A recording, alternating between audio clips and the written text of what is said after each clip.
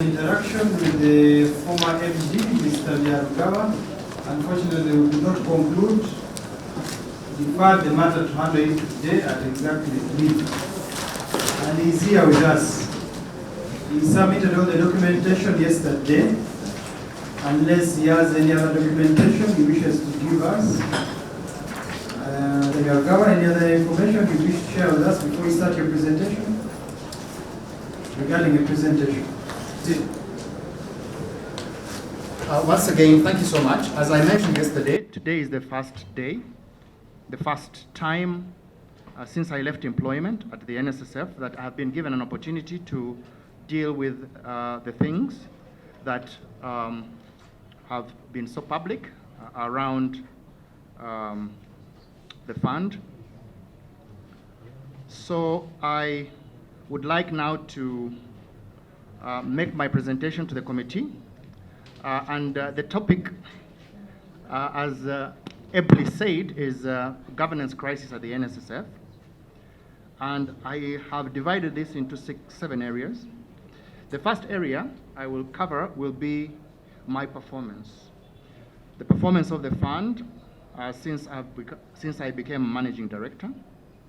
The second area I would like to cover is how the governance at the NSSF has evolved since it was created in 1986. The third area I would like to cover is the dual responsibility that was recently brought in and the issues that has created.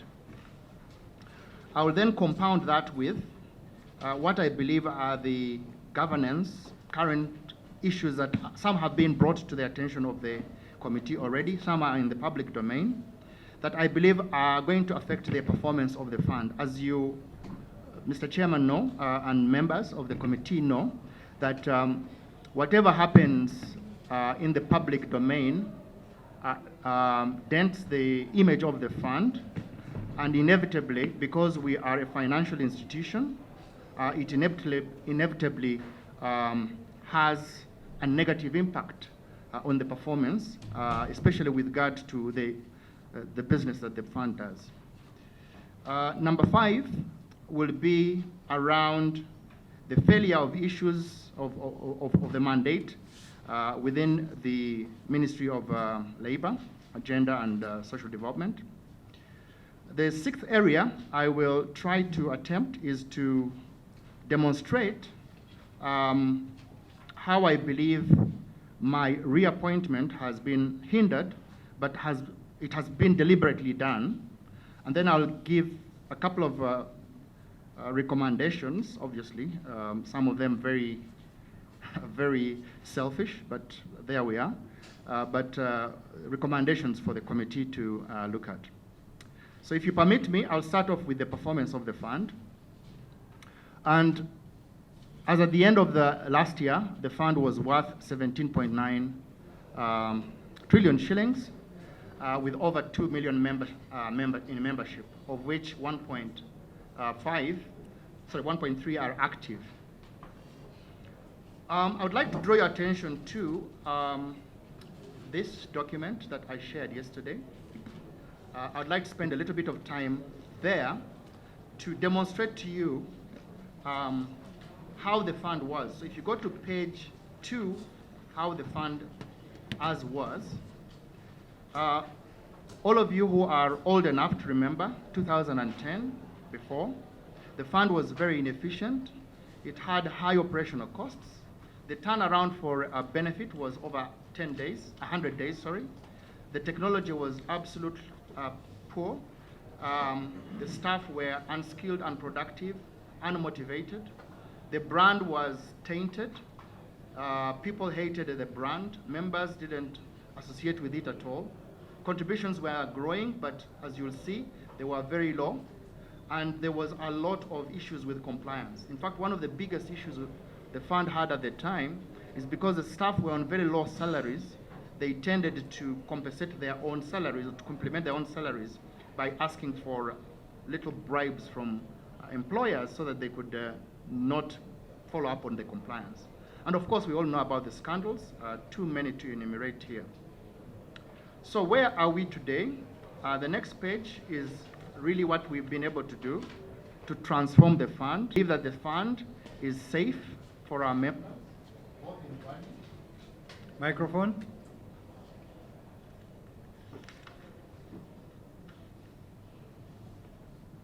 Oh, it's so sensitive. Just touch it with a paper. All right. So the fund is, the member funds, the money in the fund is if you see the value, it's there, it's safe. We've restructured the technology. We've brought in new people. We've brought in new processes. We've revamped the management team. We used to have an old system called JDE, very bit acronym. But as you've all heard, we've introduced a new system, which we call Octopus. But for purposes of here, it is PASS, which stands for the Pension Administration System. We've also done a very good work with regard to compliance. I don't know if the Auditor General talked about the challenges we continue to have with compliance, but we've done a great job. You'll see the numbers on the next slides. We've streamlined the investments. Investments used to be a huge problem for us. We've streamlined that. We've improved the governance, notwithstanding recent happenings. We've also promoted innovation. We run innovation plans, both internally and externally. And you all must have heard about the monies that we are co-sponsoring with oh God, how does it go out of the head? Anyway, it will come back. One of the international payment systems to look after young people. And then we're leveraging on partnerships. I'll talk a little bit about that. Consequently, the fund is now loved by its members. We've become a flag bearer for being successful as a government parastatal. And a lot of accolades have come in, including from, not so long ago, from the president-elect, who is now president of the Republic of Kenya. So if you look on the next page, you'll see that our members' registration has been growing. Starting off in 2012, you'll see that our growth rates have oscillated between 17% per annum to a low of 5% in the month when we had COVID. But as you can see, that is consistently growing beyond the GDP rate, which is around 3, 4, maybe even 5% at a high. Our compliance levels, which I talked about, improved from 40% to 65%. Because we are now collecting a lot more money, and we are looking forward to the new opportunity to begin onboarding the informal sector, and we believe that that will increase our collections.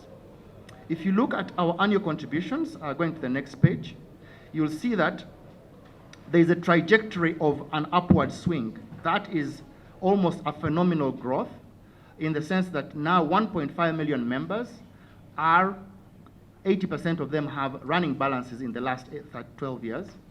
The percentage of women has also increased.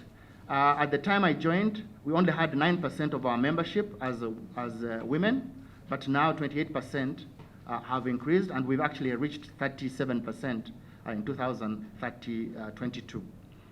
So there's been a significant increase in young people registering because if you think about it, people register with NSSF as soon as they have employment. But we've seen this craze among young people who even as soon as they leave university or they reach an age of working, they begin to actually register for NSSF so that when they get a job, they will at least have an account, which is a very good thing. It used to be that a lot of people would register in the age bracket between 30 and 40, but now we are seeing younger people register with NSSF. If you look at the impressive growth of assets, you'll see that as at the end of 2022, we reached 17.3. These figures are at June. The figure that I started off with is as at December. June is our financial year, so that's the audited number. The other fact that I'd like to also say is that we've been growing a lot higher than the GDP, even in the assets under management, but more importantly, the fund now is about 11% of GDP, or 10.6%. The other thing that I would also like to demystify, because I think this has been a misconception, Mr. Chairman and members, that NSSF does not participate in national development. How can an institution that provides government with 40% of its domestic borrowing not be able to participate in national development? Think about it.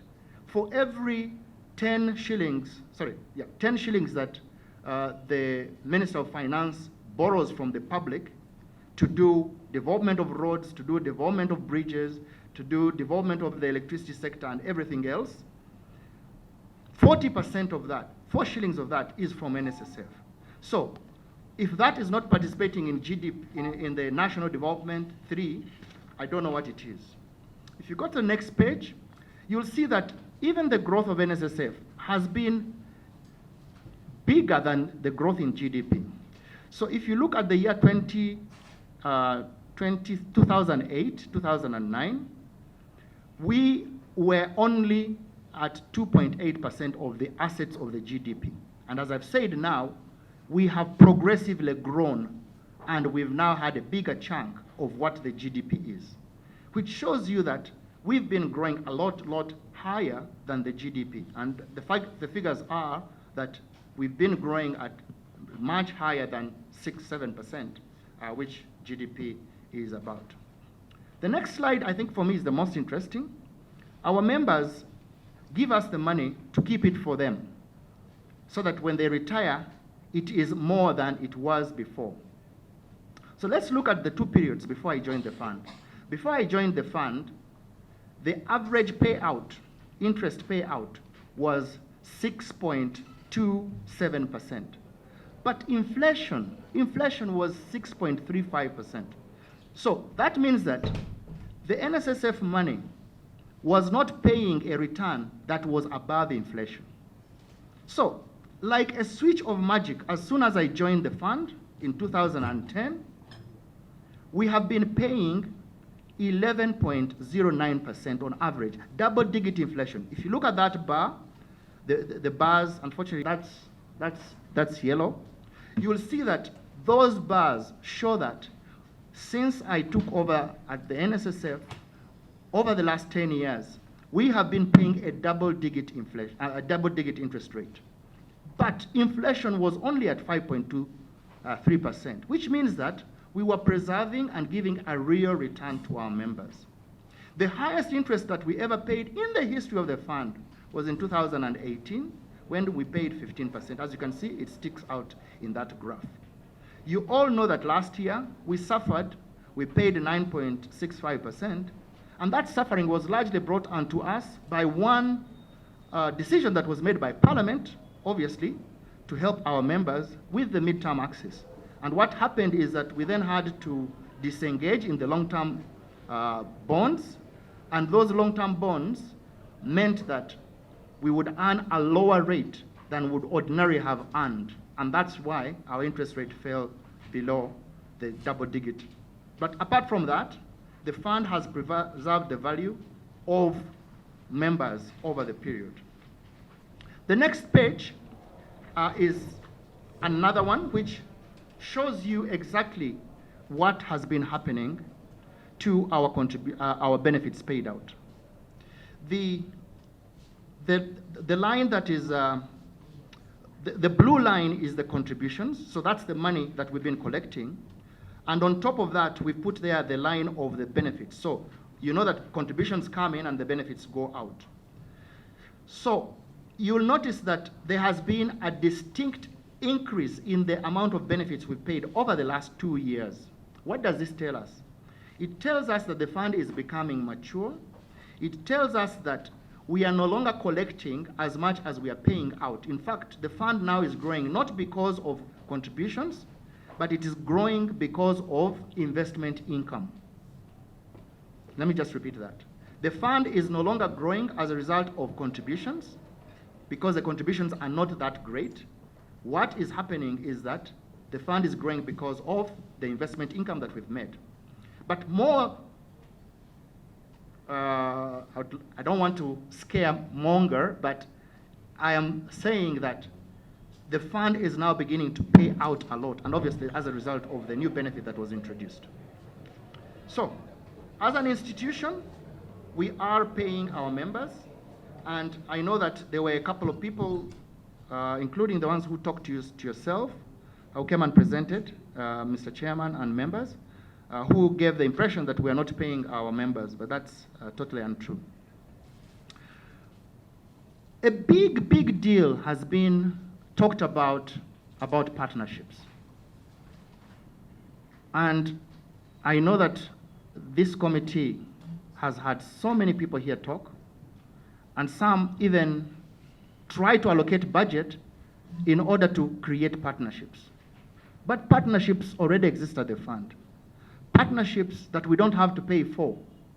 Partnerships that we don't have to incur money, budgets, to be able to improve on the performance of the fund. So the partnership that page is about partnerships. And I will, if you allow me, I know it's a bit detailed, but I think it will help the committee understand that we already do a lot of work with other people.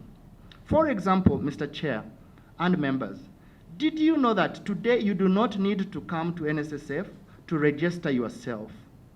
So long as you have a national registration ID card from NERA, if you go onto our website, we will pull the data from NERA electronically and put that data into our database. That has come through partnerships. We did not pay any money for that apart from the technology that we deployed. Mr. Chair and members, did you know that an employer today, as soon as they register with the Uganda Registration Services Bureau, their information is available to us, so that when they want to register their company for NSSF, all they need to do is to go to their desktop or their laptop or their phone, handheld device, and they will be able to register themselves and become a contributing employer at NSSF. That has happened because of the relationship that we have with the URSB. The other relationship for us is the one with the Uganda Revenue Authority, whereby employers who URA has and we don't have, we actually register them. We also conduct monthly compliance reconciliations between the URA pay as you earn and the NSSF. In fact, you'll be pleased to know that at one stage, we had more registered employers and employees than URA had. Over the period, we've also had a relationship with the magistrates' courts. And the reason we have a relationship with the magistrates' courts, including our proposal, which was turned down, as you all heard yesterday, by the minister on building a court for them, is because compliance is such a difficult thing. Magistrates' courts are the ones that handle NSSF because it's a criminal thing. I think it's something to do with the law. I'm not too sure. But you can't, our cases are tried by a magistrate's courts. Unfortunately, magistrates' courts are not as sophisticated to understand the ins and outs of NSSF. So we have had this relationship and partnership where we sensitize their operations in order for them to understand how NSSF works. The one I'll give a little bit of more detail and the other ones I'll just skim over is the police. The police today has to give a license to every security company. Sorry, let me start. Our second or third largest hirer or employer is actually security companies. these askaris that look after us. However, many of them tend not to want to comply with NSSF. So one of the things that is required for these security companies is for them to be registered by the Uganda Police. So we have a partnership so that before they renew the license of a security company, they must be compliant with NSSF. That is a partnership that has helped us improve on compliance. So as I've said, you can see that there are a lot others that are there. You've got the immigration services, you've got the TREP, which is the registration service for KCCA, URA, and URSB. You've got the Directorate of Prosecutions, Public Prosecutions. You've got UNRA, because of a lot of people who work on the roads. So I wanted to spend a little bit of time on partnerships, Mr. Chairman and members, for you to understand that the fund already utilizes partnerships to improve on compliance. So, second last page, I wanted us to understand this regulatory web we use in order to do things at the NSSF. So our business is around contributions, it's around investments, it's around paying benefits, it's around our operations, it's around our IT, and it's around business development. See the relationships that we have. On contributions, we use the NSSF Act, we have the UBRA Act, we have the Money Laundering Act, we have the Financial Institutions Act, and the Employment Act. On investments, you've got the NSSF Act, you've got the UBRA Act, you've got the PPDA, you got the Chief Government Valuer, you got the Capital Markets, Solicitor General, the Attorney General, Supervising Ministries, and Bank of Uganda. On the benefits, we work with the NERA, Public Service, for especially people who go into public service, embassies for people who are going abroad, dental and medical for people who are sick, Administrator General for the people who pass on, and the Succession Act, especially through the courts, on people who pass on so that we know that we are paying the right estate. On operations, we use a lot the Auditor General, who was here earlier today. You got the supervising ministries and also the supervising regulator. And then on IT, we've got the Data Protection Law and the NITA. And then on the business development, this is where you've been seeing a lot of talk around the unions helping us on business development, the Uganda Law Society, Uganda Police I talked about, URA, and the URSSB. So that is what we're doing. So let's talk a little bit now about going forward. This going forward is happened and is helping us on improving. So the first thing that we have done quite well, I think for the last 5 years, is promote voluntary contributions through financial literacy. What does this mean, members and the rest of the members and the chairman? Is that we educate the masses about the value of savings. You will not believe how such a little education can really change the attitude of a saver to begin saving voluntarily. Number two, all our processes are now straight through. We do not have any manual processes at the fund. In fact, we do not have any paper processing there, which has led us to do things like auto-registration, contributions. So when somebody pays through the bank, the money goes into the account of the member. When we are paying benefits, the money goes into the member's account as well. I'd like to spend a little bit of time on geo-mapping. Geo-mapping is so important for us. We have been able to locate all our employers digitally. At the moment, it is an ongoing operation, but as at the last time I got these figures, 65% of our employers had been mapped.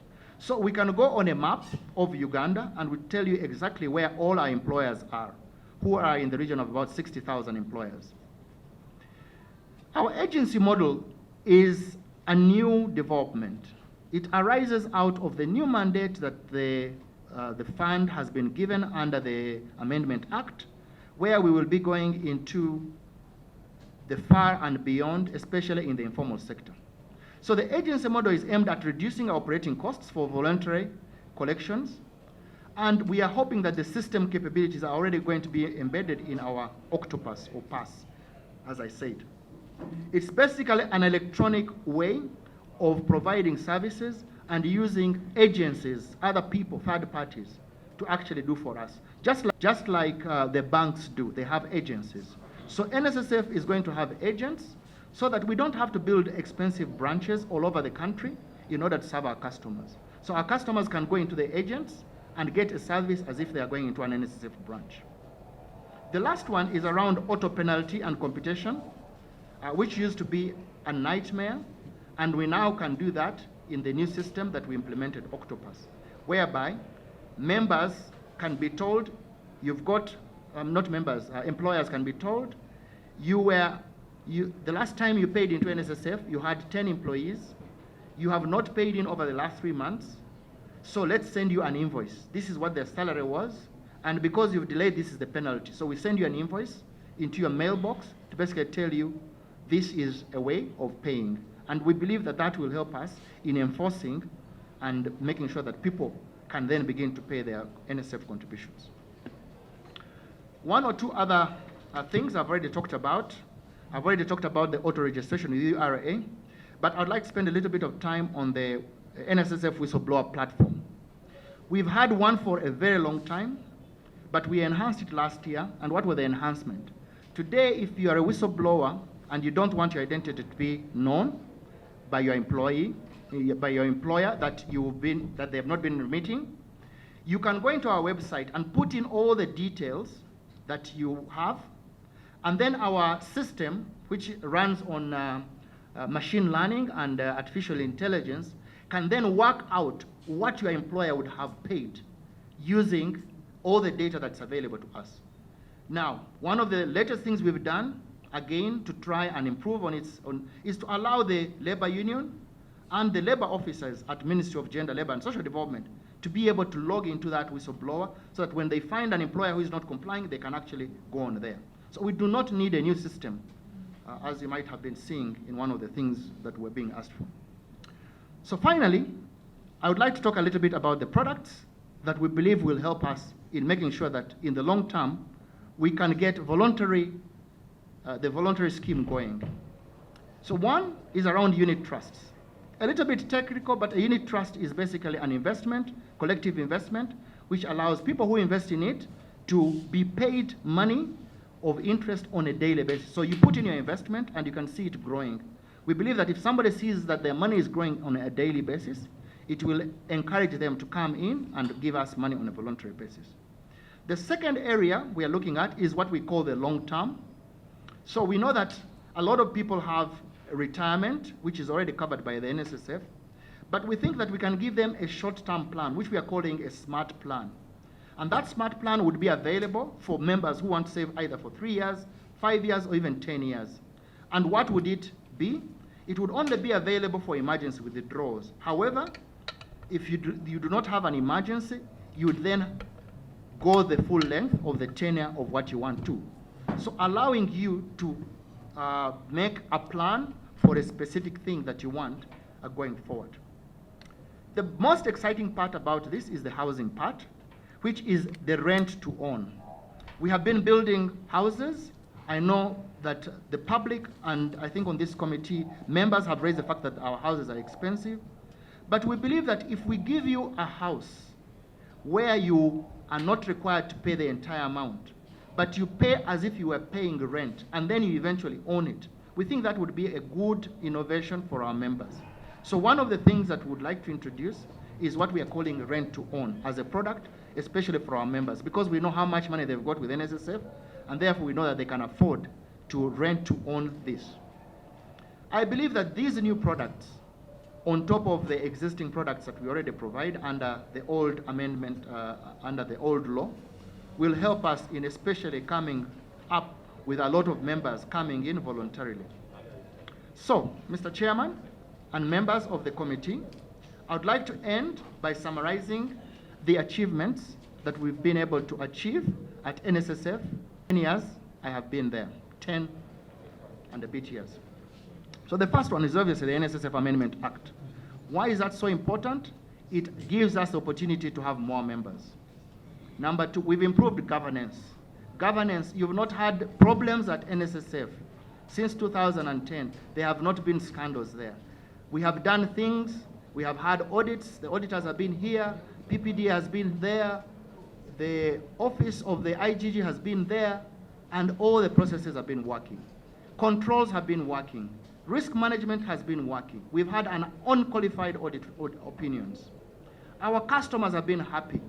When I joined the fund, the customer satisfaction index was at 49%. Today it's around 87, 86%.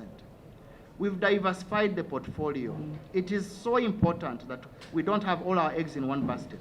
When I joined the fund, much of our money was in real estate, much of our money was in fixed income. Today we've brought in securities, we've reduced our exposure to real estate, and today the fund is giving a good return to our members. We have consistently paid double digits to our members. We have improved the efficiency. Today it takes us 8.6 days from the experience of 145 days in processing benefits for members. This is the average day, so there will be people who are up and there will be people who are down. So when you say 8, it's just the average. Our staff are delighted to work for us. Staff satisfaction is at 94%. So people want to come to work. I know that now they are suffering because they are on telly all the time and waiting for the next headline in the newspapers.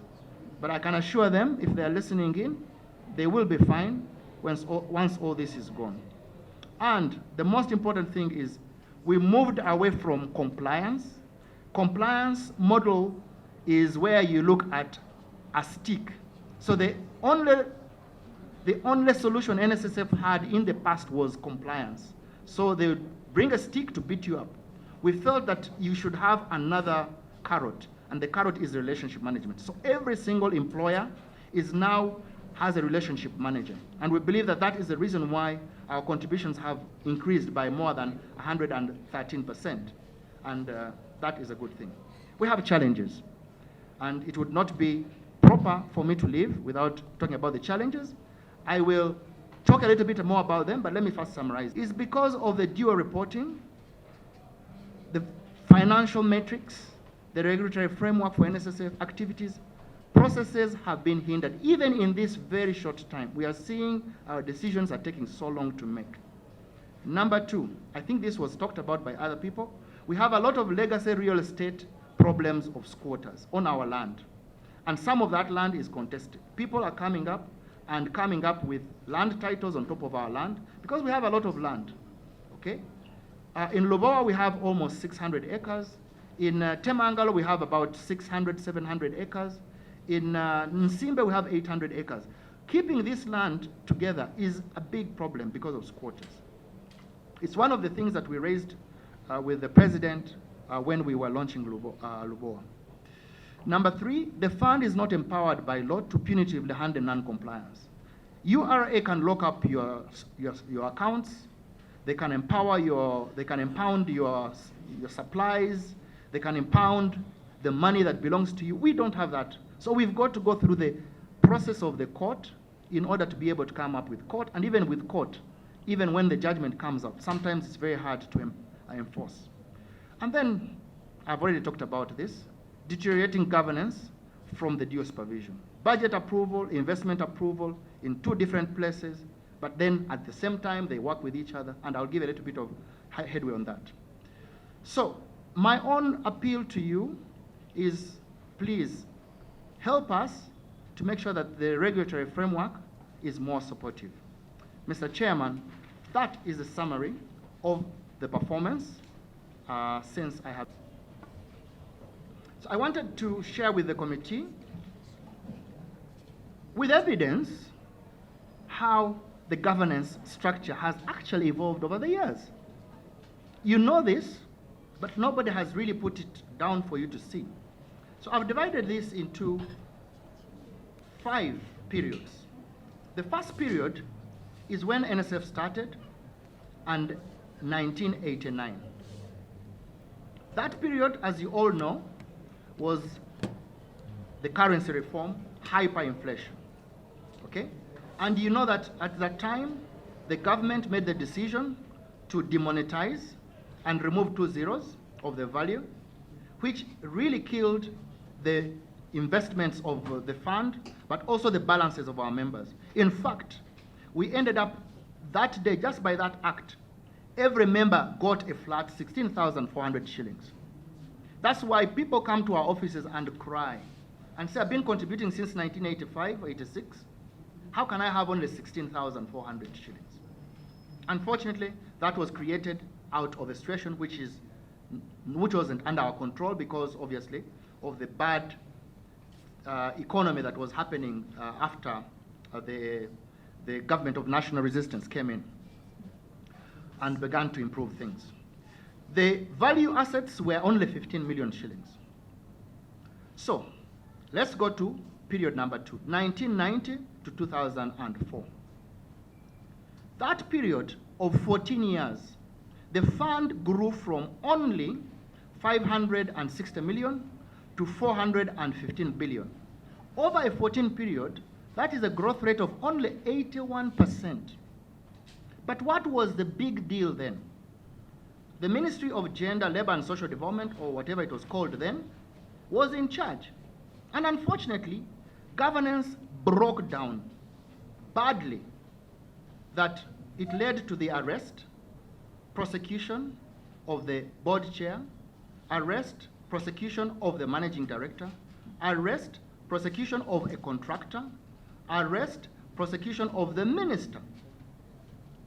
And as you all know, the minister did go into exile after jumping bail. It was so bad, the president then wrote to the prime minister at the time in a letter that I have now provided to you in your pack to demonstrate that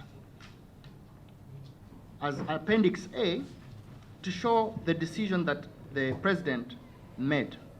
And it was that I have decided with immediate effect to transfer NSSF from Minister of Gender, Labor and Social Development to Minister of Finance, Planning and Economic Development. The money in NSSF is too much to be handled by a non-specialized ministry. The Minister of Finance is to review NSSF decisions, ensure they are sound business-wise and are free from corruption. Since I have got anonymous documents alleging corruption, the IGG should also carry out discrete investigations to ensure cleanliness and security for workers' money.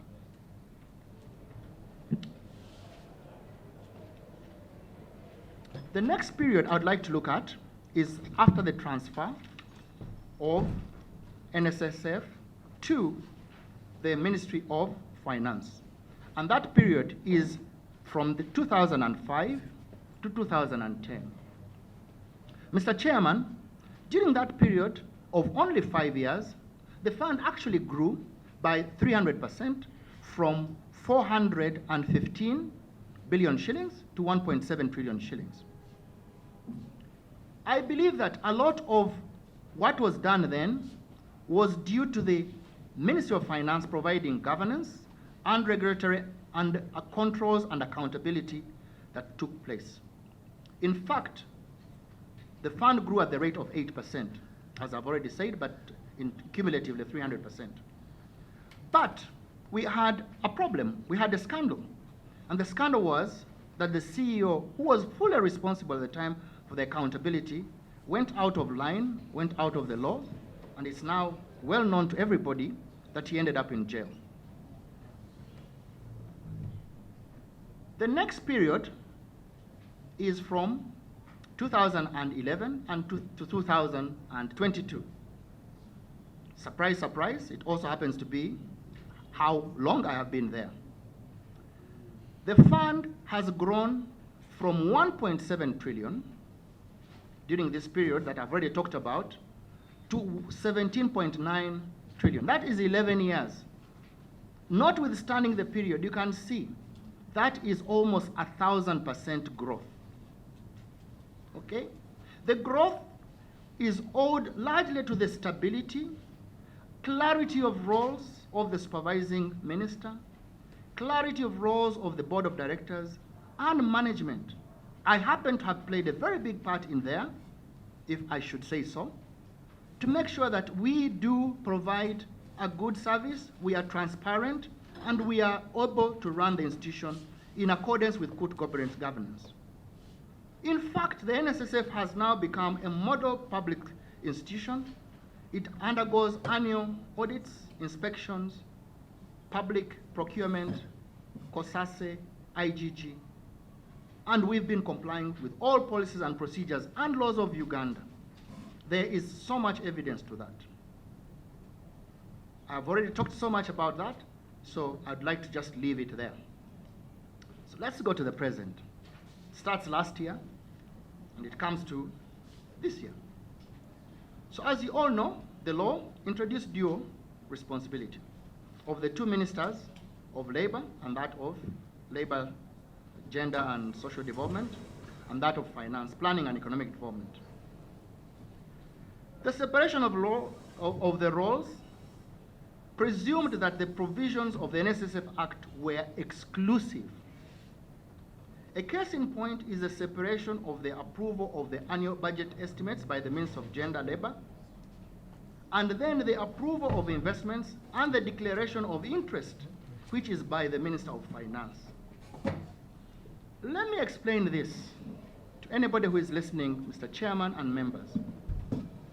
The activities that lead to the declaration of interest, the activities that lead to the investment process have a big part with what is agreed in the budget. So if you go to the budget and say, let's remove this, without considering what its impact will be on the interest you're going to generate to the members and also the investments you're going to make, it means that you are going to have an uncoordinated troop movement, famous by Mr. Mwanga whenever he did. Obviously, at the very beginning, the lawmakers, unfortunately, I wouldn't like to say erred, but certainly didn't pay too much attention. Let me go into some other specifics. Section 3 of the new act introduced under the law a tripartite board and a fixed number of board members to 10. They used the International Labour Tripartite Declaration principle, which says that there must be a constituents of tripartite, meaning government, who are the sponsor, the employers on one side, and then the workers' representatives, all in one place. The amendment also introduced gender parity, which is not bad. It also recognized people with disabilities, but it also emphasized representation of the board by contributing employees.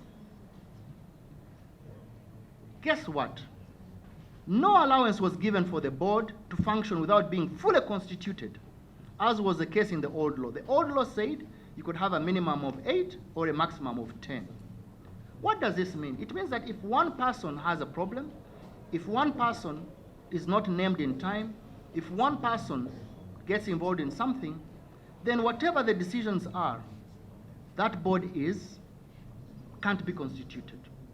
It's illegal. Section number 4. The Act highlights the general functions and duties of the Board of Directors. According to the NSSF website, the Board of Directors is the governing body of the fund and is accountable for reviewing, evaluating, and making recommendations about the fund's strategy and plan and objectives. The Board Directors have delegated some of these powers to the committees. These committees are now 4. The IPMC, SACA, and ARC. It's the 4th one. There is a 4th one, which is finance. It's not named, but the finance committee is about. Now, there is no conflict there, but let's just go to the next section. It then said that section 39 up and 43 of the Principal Act was amended to spell out the administration of the NSSF, particularly the MD and DMD to be appointed by the minister responsible for social security on recommendation of the board for a 5-year term renewable only once. The amendment introduced a requirement for the board to recommend the appointment of the managing director to the minister, but remained silent on who comes up with the terms and conditions of the appointment. Just permit me, I'm not a lawyer, I'm actually an accountant, but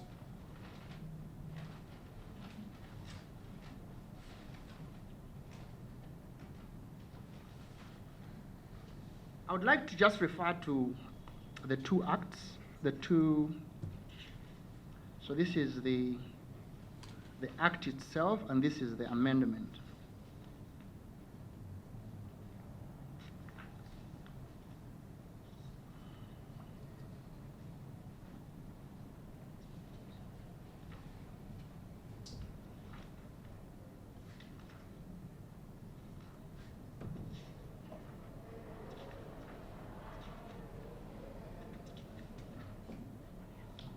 Yeah, so there it is.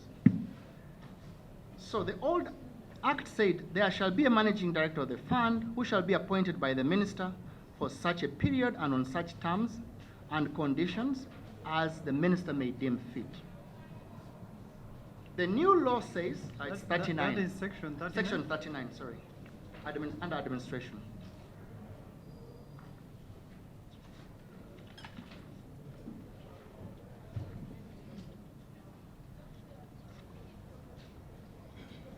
So if you go into the Amendment Act, that whole section was substituted, I think substituted is the word. There shall be a managing director of the fund appointed by the minister on the recommendation of the board. Full stop. The managing director shall be appointed under subsection 1, the managing director appointed under subsection 1 shall serve for a period of 5 years and may be reappointed subject to satisfactory performance for one more term only. That's it. So no terms, no conditions. Who decides them?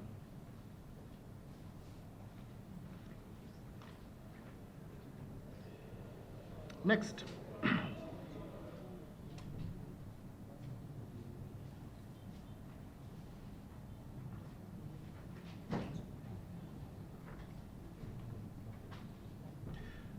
As you can see, this has led to the delay whether neither the board nor the minister is able to develop terms, hence the delay in the decision making.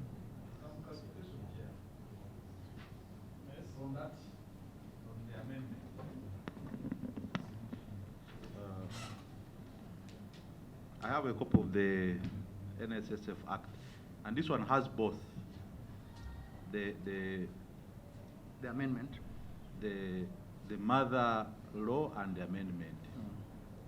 If you look at the one you are referring to, the mother law, section 39,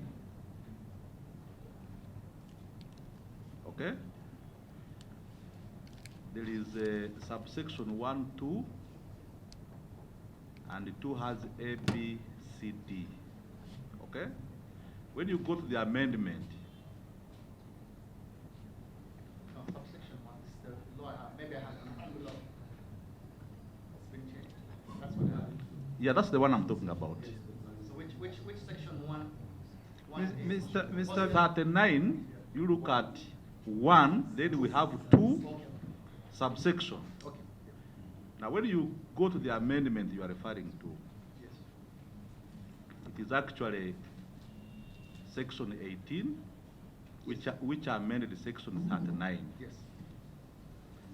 The amendment only substituted subsection 1, are we together? And did not do anything to subsection 2. Yeah, actually, I agree that. Where the roles now are. Oh, no, actually, I have not talked about the roles. In fact, I'm going to talk about the roles. Okay. What I talked about is, if you look at the old section 1, it had, for such a period and on terms and conditions as the minister may deem fit. So there they didn't talk about the terms and conditions. They only talked about the period in subsection 1A. So when you see a little bit of ping pong between the minister and the board about my appointment, it's the law.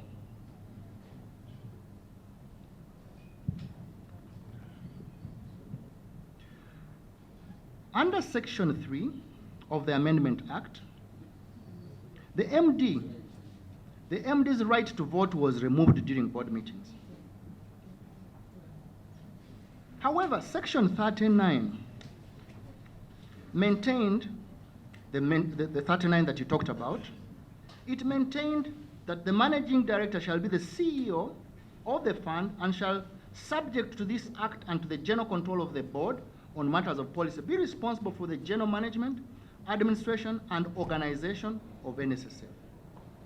However, no provision was made to ensure that other board members had the requisite technical competence and qualifications that would be held accountable for a secure, profitable, and effective financial management of the fund. Let me just pause here, Mr. Chairman and members. NSSF is not an ordinary institution. In fact, it's much more complex than an ordinary financial institution. If you look at the board of directors, the law does not say, it said a lot of things on who should provide membership to it, but it didn't say what their competences should be. So, it's not a secret that we don't have an accountant, for example, on the board. It's not a secret that we don't have an investment analyst on the board. It's not a secret that the board has hired 3, not 1, not 2, but 3 consultants on the board to help them with investments and to help them with finance. These people literally are board members. They get a retainer, but they can't vote. The managing director, who is a specialized man, should be, because they should be, is not a voting member. So you've got a board making decisions where they are making votes on things they might not really know. All right.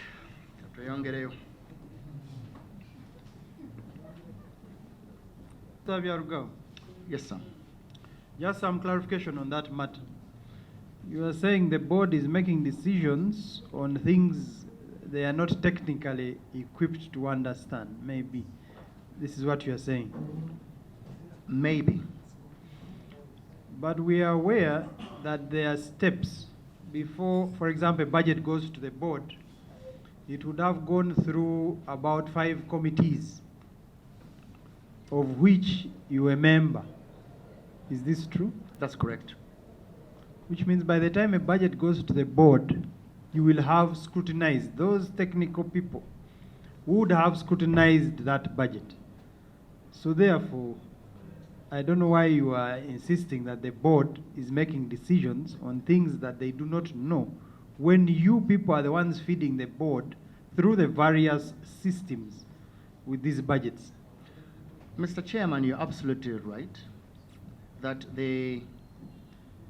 in fact, budgets is the simplest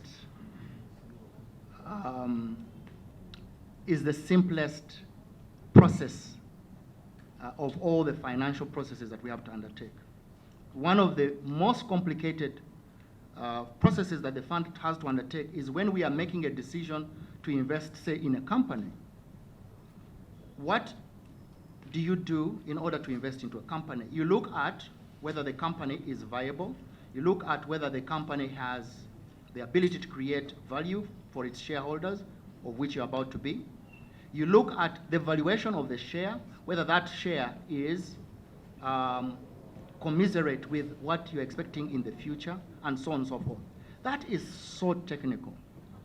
So all I'm saying is that, yes, we have technical people. We have technical people in finance. We have technical people in investments. But the committees, the board committees, have management in there. And they get these technical people to sit on these committees. So for example, IPMC, which is the investment committee, it has the head of investment is a member. It has the deputy managing director a member. It has the managing director a member. And it has other directors who are members. And it has another 2 consultants who have been procured by the board to be able to sit on that committee to help us in analyzing these things. So yes, that is there. But that is just a committee. The committee then makes the recommendations to the main board. So when you get to the main board, management doesn't participate in that. because as you have seen, the managing director is just an ex-official. The consultants don't participate in that because they are not members of the board. And that's it. So you have only the board members making a decision. Obviously, it will have gone through a committee, so you can't say you can rely on the committee. But all I'm saying is that maybe it would be nice to have a couple of professionals on the board.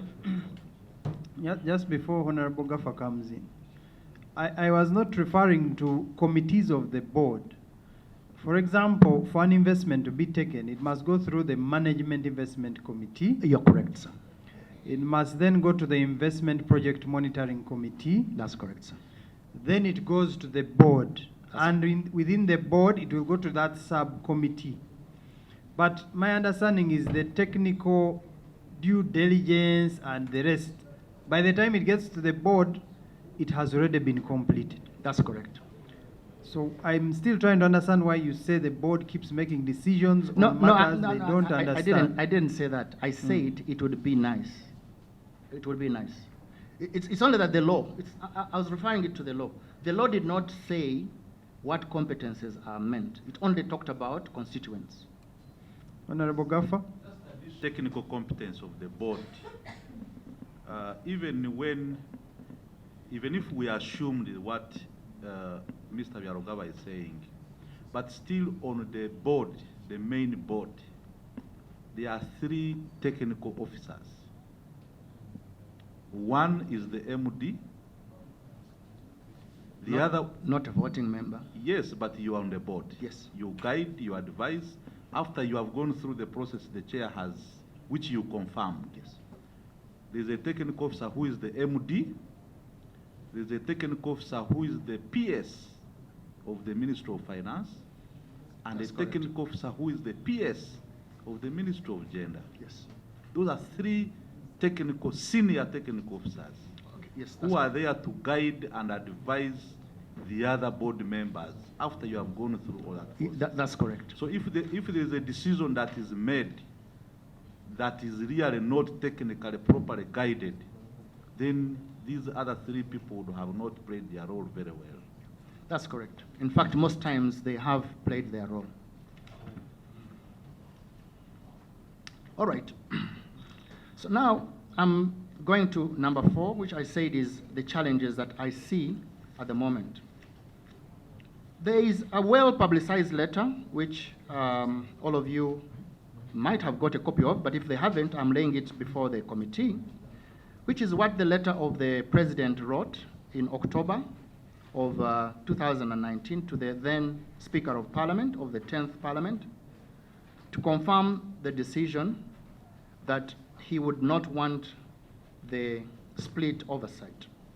And I thought I'll just put it here for the members to see. And if you permit me, Mr. Chairman, it's not a very long letter. I will read it without going through the details. Right Honorable Speaker, as you are aware, in September 2004, the letter I've already shared with this committee, I directed the transfer of the NSSF from the Minister of Labour to the Minister of Finance. The main reason is that the Minister of Finance is the specialized government agency to oversee the management of such large funds. The ministry also has the capacity to review the decisions and ensure that they are sound business and free of corruption. I reaffirm my earlier decision on this matter. I don't agree with the proposal within the Amendment Act to split the oversight of NSSF under 2 government agencies, where the management of the fund would be under the pure preview of the minister responsible for finance, for finance, and policy matters of NSSF under the Ministry of Gender Labour. The proposed arrangement would cause delays in decision-making and create loopholes for corruption. I am therefore requesting that Parliament streamlines the oversight role of NSSF under the Ministry of Finance in the ongoing amendments. The Minister of Gender is represented by represented on the board of the NSSF, and multiple apex authorities are dangerous for accountability. If things go wrong, whom shall we blame? So that letter I'd like to lay here on the table as well. And we've seen this. We now know that in the budget approval of the 16th of June,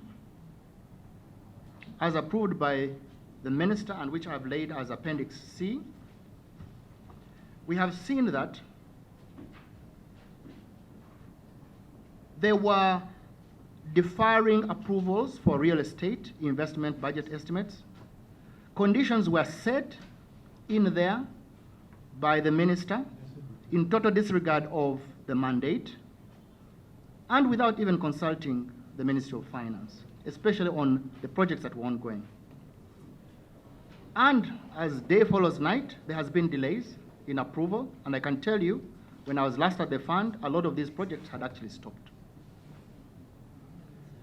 Further, in the letter dated 22nd, so I'd like to lay the letter, which I'm sure Mr. Byarugaba, kindly take us to Annex C and specifically refers to these matters you're referring to. Okay. All right. So on page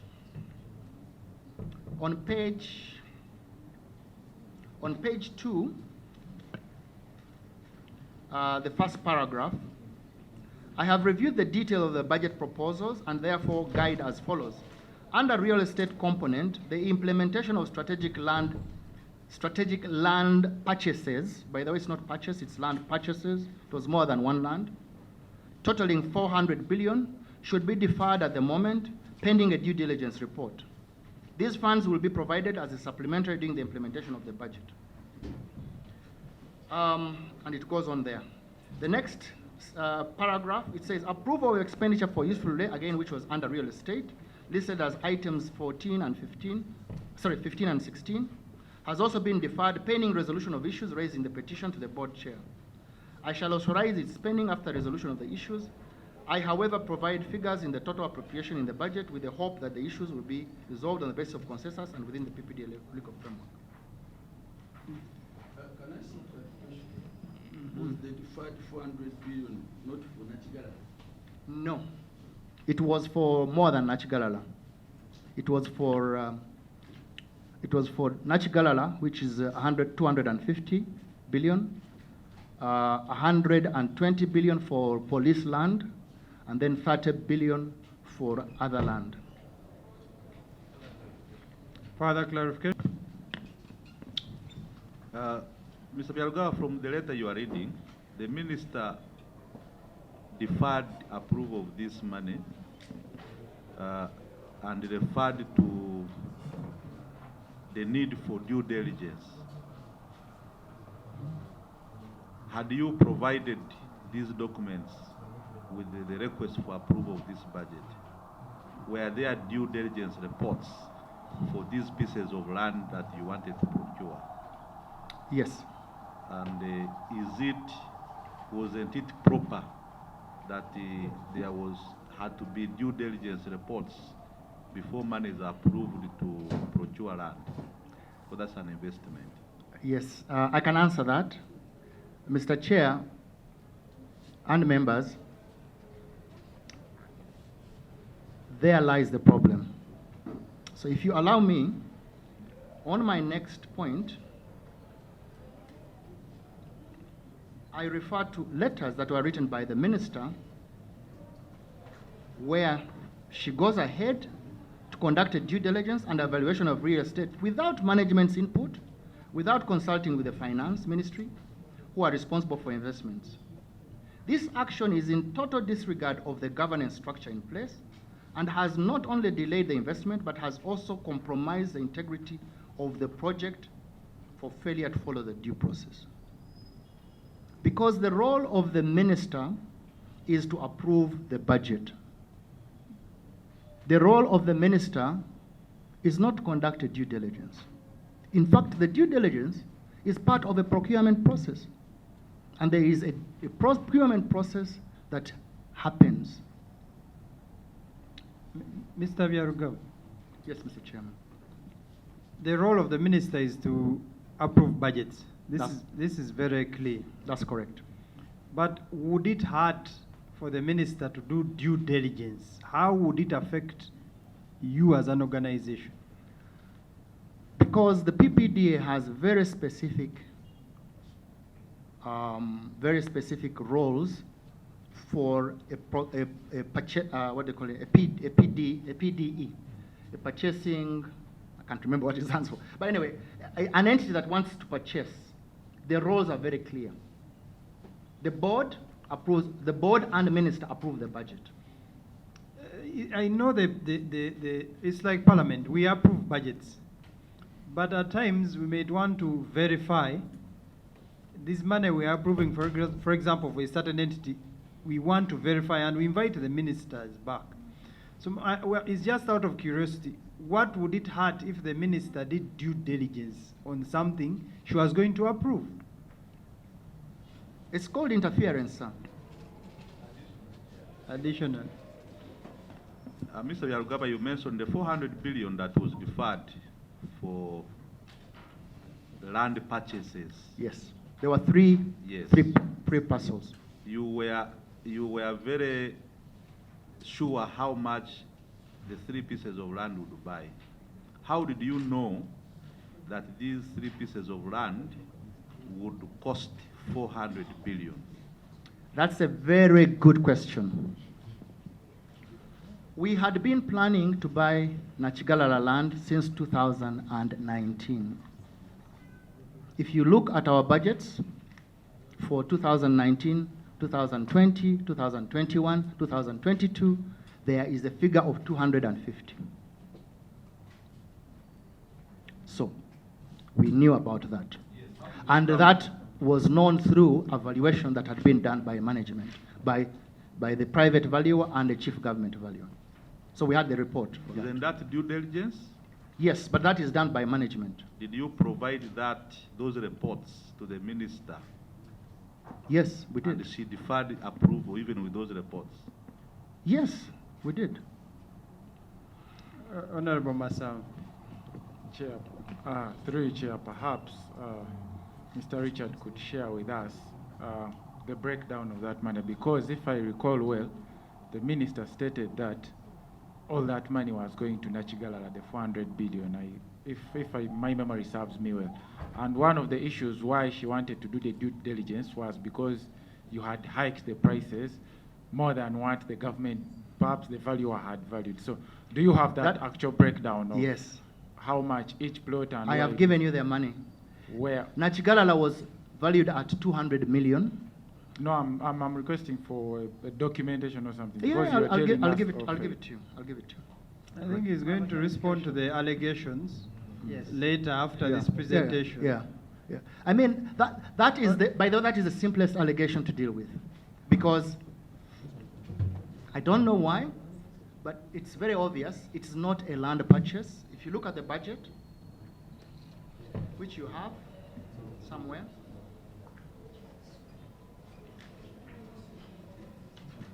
Pokakembo, you had some clarification? Yeah, on the same Nachigara, because if I remember very well, the minister was very clear that Nachigarala had no land title. And then, how could that be possible? 25, it is item 25, strategic land purchases, not purchase. Yes, Mr. Managing Director, I was on you. I need your comment on the minister's allegation yesterday. She told us that you proposed to buy land, Nachigarala, which land has no land titles, and it has so many issues. We did not. Mr. Vyaruga, let him finish. You can switch off your microphone. Yes, I will. Mm-hmm. Yes, Nachigarala land had issues, quite a number of squatters, and that land had no land title. How could you go into that and you go ahead to budget for a land that has serious issues before the owner settling them? Now, honorable members, at the beginning, the former MD requested that he presents, then he goes into the allegations. However, what we have been dealing with now, the issue of due diligence, because he seems to say there was interference by the minister because she did due diligence. So it brought up members to ask why, what is the problem with the minister doing due diligence on a budget she's going to approve. However, if Mr. Byarugaba wishes to respond to that matter now, you can please proceed. However, if you still stand by your earlier request to respond to the allegations after, we shall also respect that. I think I would rather do that. I'd rather respond to the allegations later and then just respond to this particular issue. As I've said, it is interference. The process at NSSF runs with the PPDA. The minister and the board approve the budget. The process of procuring goes through the PPDA process. The process of due diligence is part of what the management does. And in fact, I can tell you, for lack of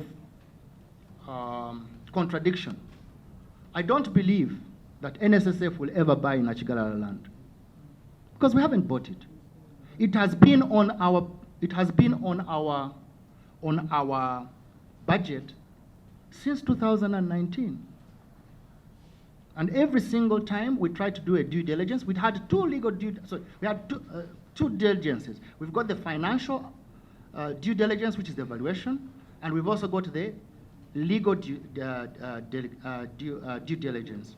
And the legal due diligence brought up so many issues that you're talking about that we think we will never be able to do so.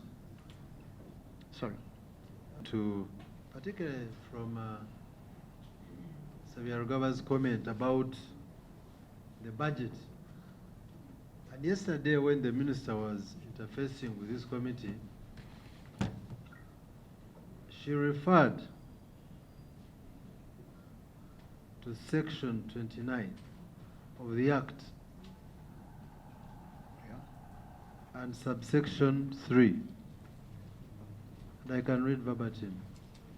That the minister shall, upon receipt of an annual budget or any supplementary budget, approve or disapprove the budget, or may approve it subject to such amendments as he or she may deem fit. So you are saying she has no role in the budget? No. Sorry, my apologies if you misunderstood me. She has a role in the budget. She is the one who approves the budget. The board has a role in the budget. They approve the budget. But once they have approved the budget, management, through the PPDA process, implements.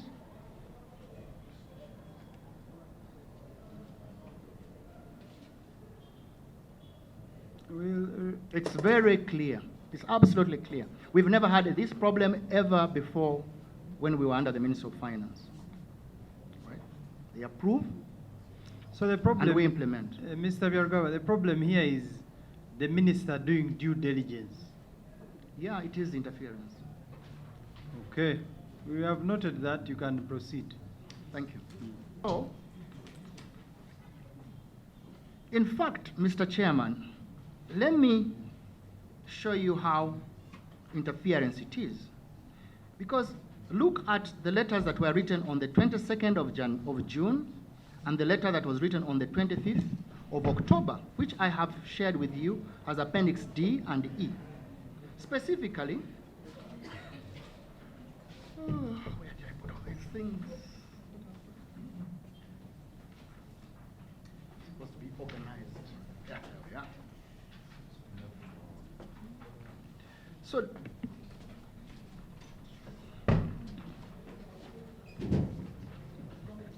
I would like to read them. The ministry, writing to the Ministry of Lands, the Madivani, whatever they are, Limited, have written to me requesting NSSF to purchase their land in the above location. Before I can make any decision on the matter, I request you to conduct a due diligence exercise on the above land to ascertain if the land is free of any squatters, claims, and encumbrances. Also available in the Chief Government Value Report indicating the value of the land. The company intends to invest the proceeds from the sale of purchase of the land to develop Amur Sugar Works, where the government is partnering with them in a joint venture. Also available with the land title for Amur Sugar Works Limited. This will help me justify approving money from NSSF for the purchase of the land. Okay, so that is it. So A couple of correspondences later, on the 25th of October, I get a letter from the minister.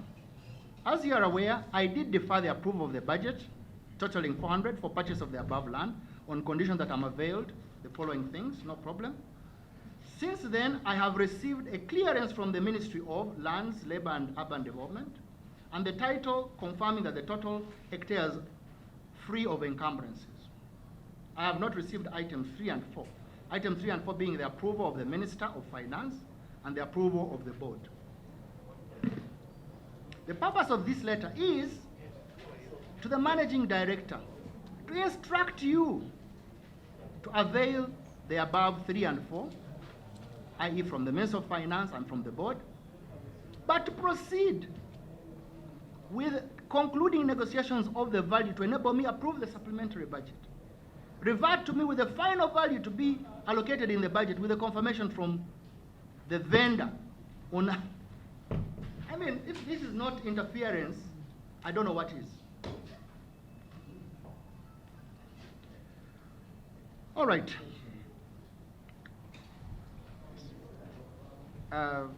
Does amended NSSF law empowers the board or it disempowers the board? What's your comment on this?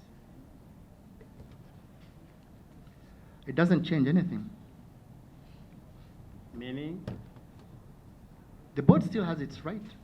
It's the supreme body that governs the fund.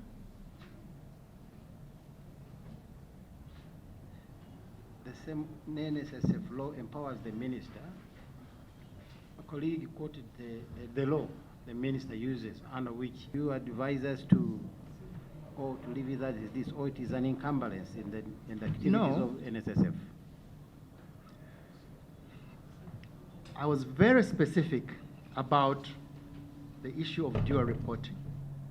I said that specifically with budget and investment and finance.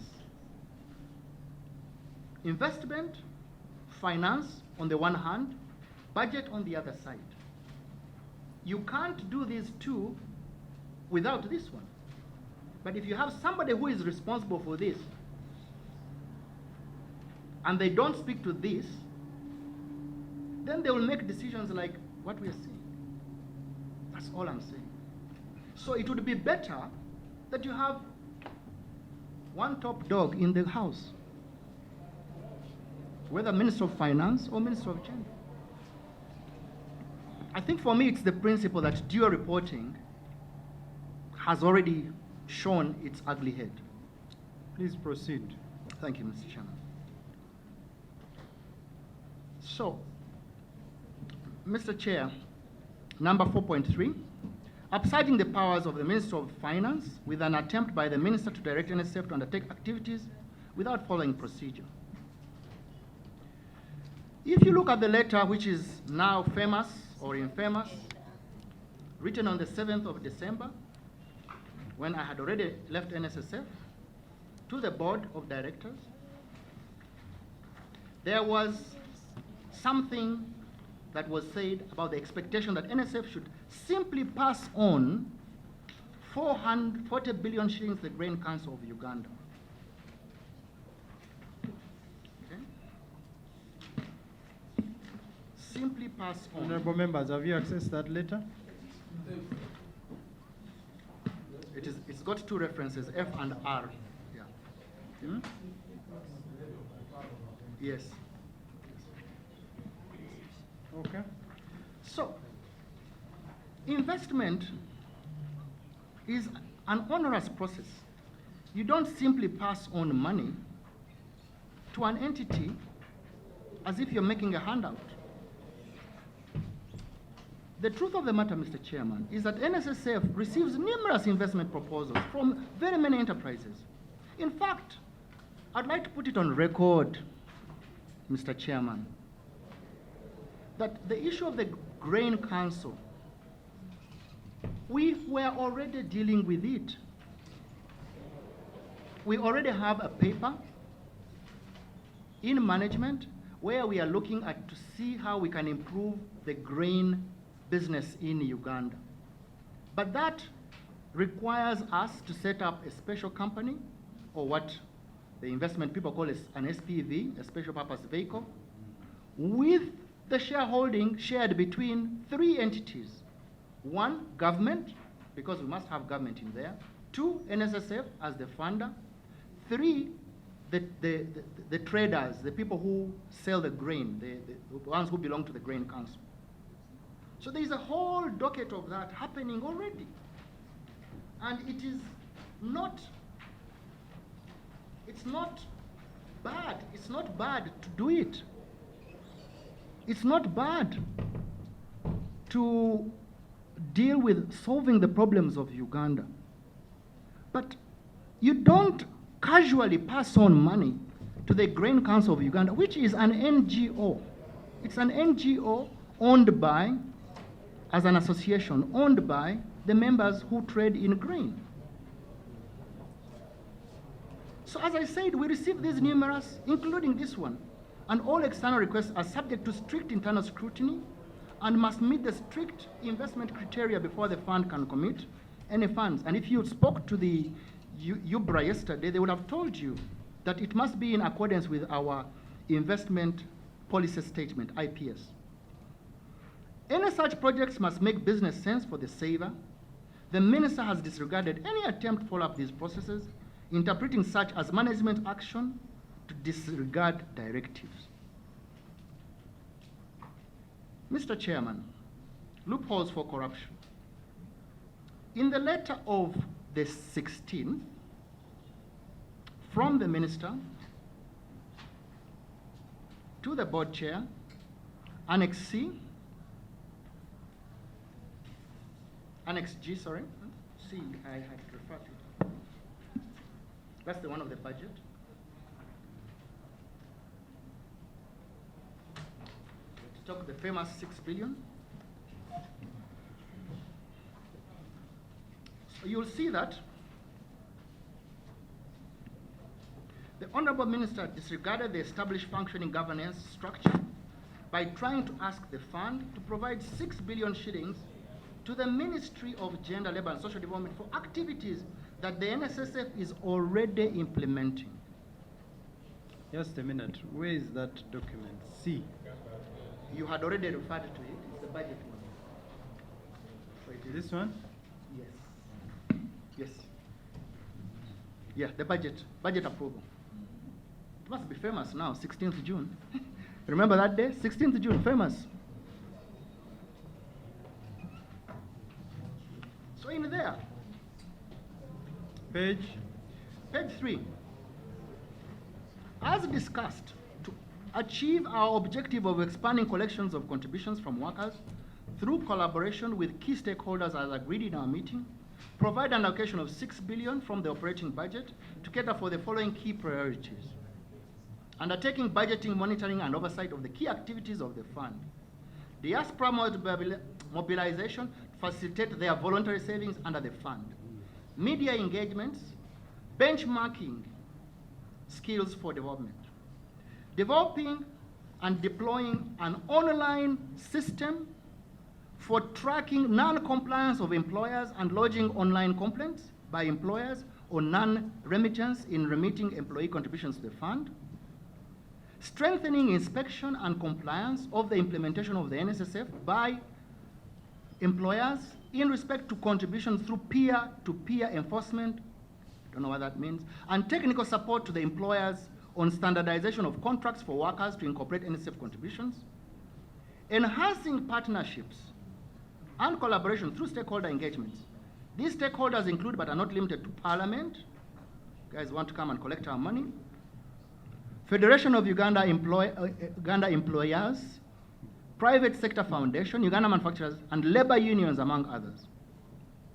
I'd like to stop there. Mr. Chairman,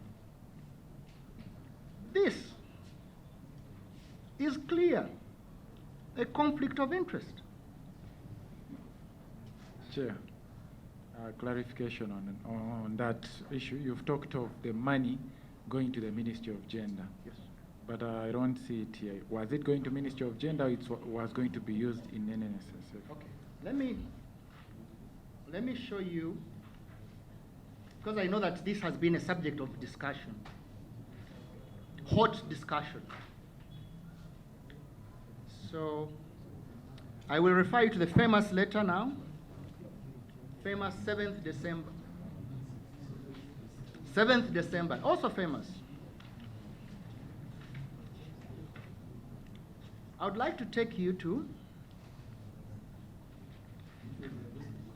yes, which is on page 14.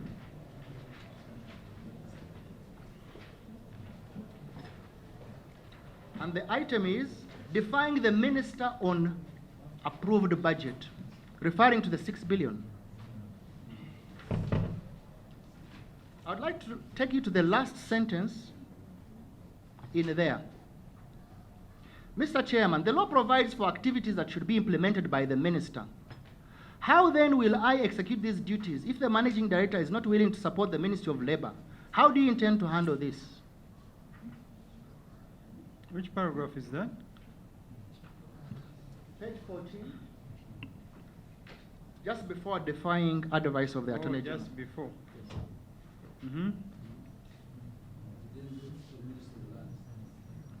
I can start even at the beginning.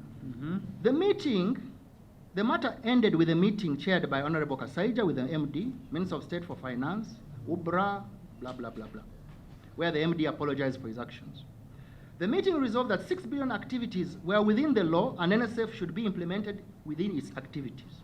However, until this contract expired, the MD had not provided for the money and the activities in the NSF budget despite board approval. Board approval, I'm not too sure about that. The matter was discussed at Kapeka during our meeting, in which the Chief Coordinator Operation Wealth Creation emphasized the need to prioritize labor relation with the fund's activities. So this is the one that really shows you where the money was going to. Mr. Chairman, the law provides that activities should be implemented by the minister. How then will I execute these duties if the MD is not willing to support the Minister of Labor? How do you intend to handle this? It's clear. Yes, it's clear. I think he has brought it out well. So, Mr. Chair, I was in these meetings at the very beginning. I was in meetings when this 6 billion started. I am very clear where this money was meant to be.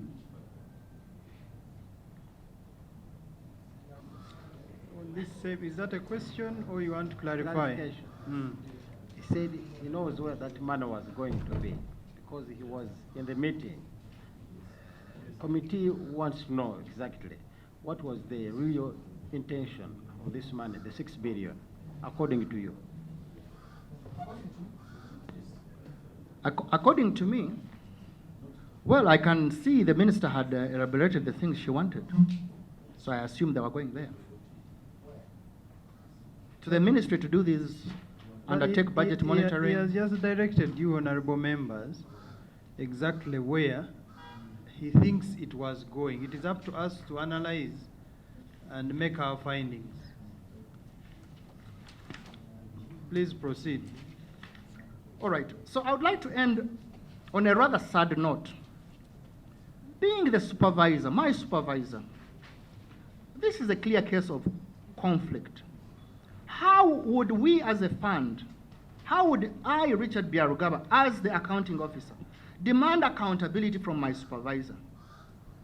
How would I discipline my supervisor and the ministry in case they abuse these funds? I ask that question for you to answer.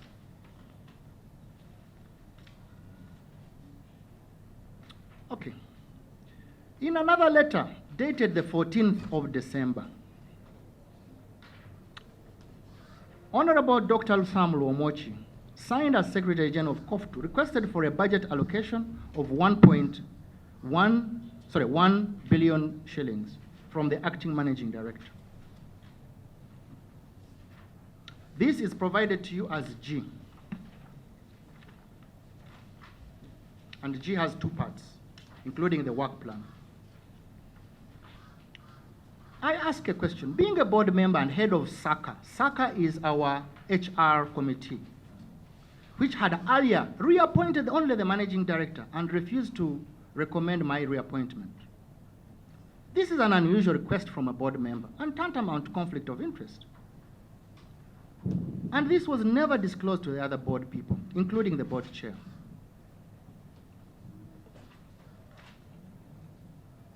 A day later, on the 15th of December, the NSSF entered into a memorandum of understanding with COFTU, detailing obligations of the parties under the memorandum of understanding. I lay this as H. Mr. Chairman, I am also aware, because I wasn't there by this time, I'm also aware that this contract or MOU was never sent to the Auditor General for the Solicitor General for clearance, because it involved an amount of over of 200 million shillings. But that's besides the point. Just hold on. Memorandum of understanding between COFTU and NSSF. Were you not involved? It was signed on the 15th of December. I was not MD anymore. The ED's contract expired on 30th November. Therefore, he was no longer in active capacity as the managing director. Yeah. Mm-hmm. So, Solicitor General. so after Dr. Liomochi requested for 1 billion, the following day, they signed an MOU. Yes. The following day. If I were them, I would have signed the MOU and then asked. Yes. What I want you to clarify is that previously, even when you were there, you were giving money to COFTU. Were you giving them money without? Let us not ask questions yet. Don't. Sorry. Let him complete his presentation. You are in a hurry. So remember. Yes, I will answer that. Yeah. Besides the procurement being irregular, the MOU required NSSF to finance COFTU activities, the budget of which had to be pre-agreed by both parties before the financial year. Therefore, it was irregular for this Secretary General to request for a budget allocation from the Managing Director. So I'd like to lay this on the table as well. Number 4.6 is a heavy one, and I lay it before this committee with a heavy heart. Because I have been at the fund since 2010 with a little break in between. And I know, I have seen many boards come and go. And I know how important a board is to the well-functioning of a company.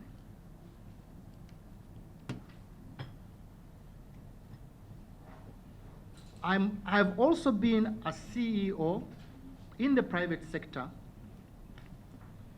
for over 30 years. So I know corporate governance quite well. In fact, I think I could be an expert if I really put my mind to it. But I have never seen a member of a board, as we have seen in the last 1 year with Dr. Sam Lomochi. I have never seen that.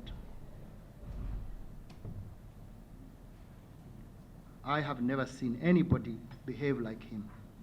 It's very unusual. Very destabilizing. Got to be very careful about my words. But fortunately, a lot of this has been documented. So let me take you to the law. Section 3 of the Act, subsection 3, says that a member of a board may be removed from office by the minister from, among other reasons, misbehavior or misconduct, failure to adhere to declare any conflict of interest in the execution of the member's mandate as a member of the board. In a letter dated the 23rd to the minister, the chairperson of the board appeals to the minister to recuse the board from downward spiral into pathetic irrelevance triggered off by cycles of corrosive allegations by Honorable Sam Lomochi. That letter is laid as I. 23rd December, just before Christmas.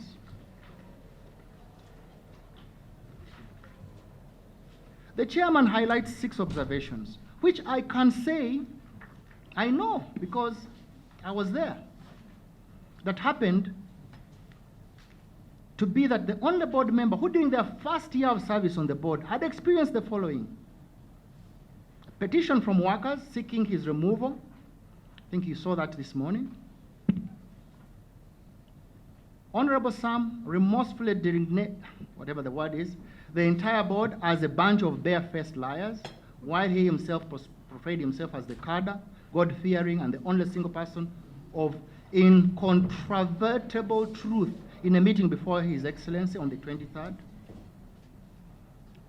The author of a much publicized minority report given to the media contradicting what had been agreed by the board that stated guidelines on the midterm access, irrespective of the merits of the minority report, had undergone an investigation by a specifically selected committee of the board into an allegation of unethical behavior and engagement with the head of investments.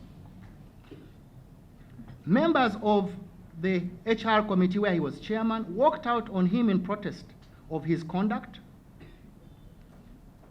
And if it were not for the chairman of the board to prevail, we don't know what would have happened. There is a police case undergoing that reference involving another board member threatening with violence. The chairperson of the board, in a letter dated the 10th of January, right, 3 weeks later, writes to the minister, again reiterating misconduct activities. And I have not put those in my notes, but if you look at the letter, there are 3 observations. With the exception of the current board is cohesive, focused, the board consistently complies with the foundational principles and practice of governance. Disagreement of a viewpoint does not turn into an outright target of vicious allegations. Talk about the meeting with the president. They talk about detailed available records of sessions in which the conducts are below acceptable standards of etiquette, and so on and so forth. So these letters were written to the minister. Now, the Honorable Minister has failed to take required action, even after petitions from board chairman on behalf of fellow. This has led to a divided, and I can tell you that board is divided. I don't know how they were here when they appeared before you. They are disgruntled. They are almost dysfunctional, largely because of the infights and individual petitions by board members against fellow board members to the IGG Uganda Police. I mean, it's crazy. It's like one of those movies that you watch downtown America. So I ask myself, isn't the minister being biased in harshly taking actions against me based on allegations, and then not doing anything about a board member of whom the chairman has written twice petitioning disciplinary action? Maybe I'm crazy. Finally, I'd like to summarize. In less than a year, the challenges with dual supervision, as raised by the president in his letter, have been crystallized. They have threatened. We are now here in this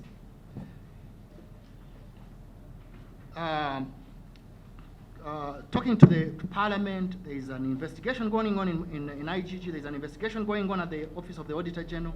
There's probably an investigation going on at ISO. There is all the places, and we are destabilized. Our brand is crazy. We are all in this. I largely think as a result of this change in supervision. But you've been talking to everybody. Make up your minds. Mr. Byarugaba, I wish to inform you of your time. It's now 5, and you still have a long way to go. You have not even touched the allegations.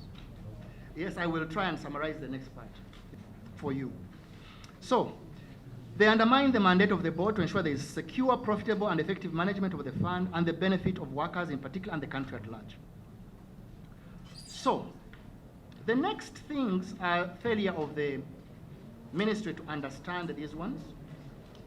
And I honestly believe that a lot of these have been covered. So I'll take them as read. All I am saying in there is the president was very clear. He did not require us to pay any money to the regulator. You talked to the regulator, they confirmed that we no longer pay them money. But now we can't begin paying money to another regulator. Mr.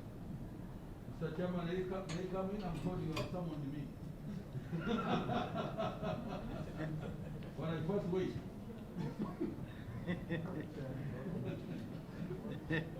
You are late. I'm late. Yes. My apologies. I've been waiting for a jingle. You can join me on the hot seat.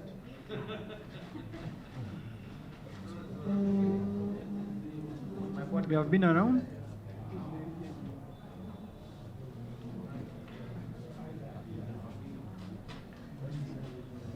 So, Mr. Chairman, it's okay. I don't have a problem.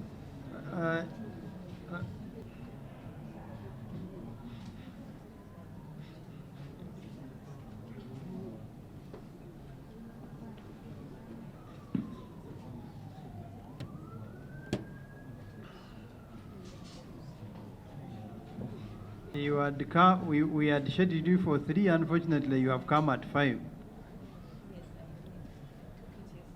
We are now in the middle of a presentation by the former MD, Mr. Byarugaba. We are therefore going to request you to just submit all the information you had brought for this committee, and we shall internalize, and where we need clarification, we shall be in touch, so that we can proceed with the presenter, the witness who is before us, Dr. Byarugaba. Mr. Byarugaba. Thank you very much, Mr. Chairman and good colleagues. Actually, I've been waiting very patiently since 2 o'clock. I've been monitoring until someone rang and said, "No, rush, Minister, the committee is waiting for you." That's why I have come. But you do me, I want to thank you very much. I have the list of the documents that we agreed that I will deliver today. Bring them, let's bring them. Kindly state the documents you have in that file. Yeah. You submit them. 12th board, which I made then, and it is annex number 1. 2 quarterly investment reports for the last year, financial 21-22, annex 2. Accounts held by the banks, name, account, balance, etc., annex number 4, 5. 6, variation order for the construction of pension towers is the annex number 6. To get all of them. All investments approved by since 2004 to up to date. Status on Nakigalala annex, Nakigalala land, annex number 12. Then recommended for approval by the board, annex number 13. That's all, sir. Those are the documents that have been submitted, and I can also maybe give forwarding them the letter. Just, Chair. I think the Honourable Minister, there is a paragraph 2, which relates to the appointment of COF2 members of the board. I think you needed to, because I've got the copies of the letters of clearance by UBRA. Perhaps maybe you could also read that paragraph 2 in the same document, so that I can write here. Paragraph 2 of the same document. I'll give me the full one. Honorable Minister, we thank you and wish you a wonderful weekend at the farm. You are all invited to come and see how we bring cattle. Thank you. Okay. Thank you. So can I take leave? Please.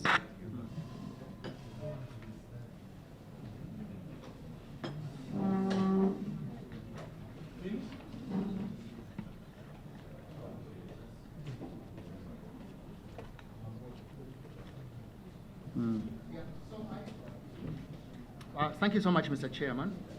I would like to just highlight the fact there has been this misconception, I believe, in our new supervising minister, where the minister's expectation is that the fund must finance activities that ordinarily should be financed from the consolidated funds. Unfortunately for us, we have members. Our members are customers and the people of Uganda. Whenever they see these things said, you know the uproar that was on social media when this letter leaked out. It's not fair. It's not fair to see the fund as if it were part of a government ministry, where you can draw funds to basically do things that belong to what government should be doing. This is a members' fund. The money belongs to them, and every single cent that is spent affects the interest that they get. And therefore, we have to be, as trustees of the fund, we really must be careful. Secondly, the second misconception is that the fund is not nationalistic. It does not support the national agenda. And I would like to just read on page 8 what are the things that NSSF does. I've already talked about the 40% of the government's domestic debt. NSSF is also the largest investor in the capital markets. We have invested in companies like MTN, Bumeme, Cipla, Uganda Clays, Stanbic Bank, DFCU Bank, Housing Finance Bank, New Vision, Serena. The fund is the leading real estate property developer. All our projects, if you put them together, the last time we looked at the numbers, we had employment of about 15,000 individuals directly and indirectly on these projects of Lobowa, Pension Towers, Webaja, the government campus, Useful Road. We are building in Temangalo, we are building in Mbale, we built in Mbarara, and we built in Jinja. All these undertakings are in line with the government's development program for transforming Uganda.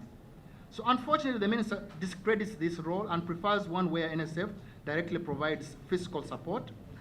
But if we did that, I would be in trouble, I can tell you that, despite the fact that there is a national budget approved for these activities. So I would now like to be a little bit selfish, and I think it's not a nice thing, but let's talk about it. I would really like to talk about my reappointment, because I feel that that is one of the things that has really been handled, been treated unfairly. So we all know the sections, the new sections, 39 and 40, which were amended, as I read at the beginning, where the board makes a recommendation to appoint both an MD and a DMD by the minister.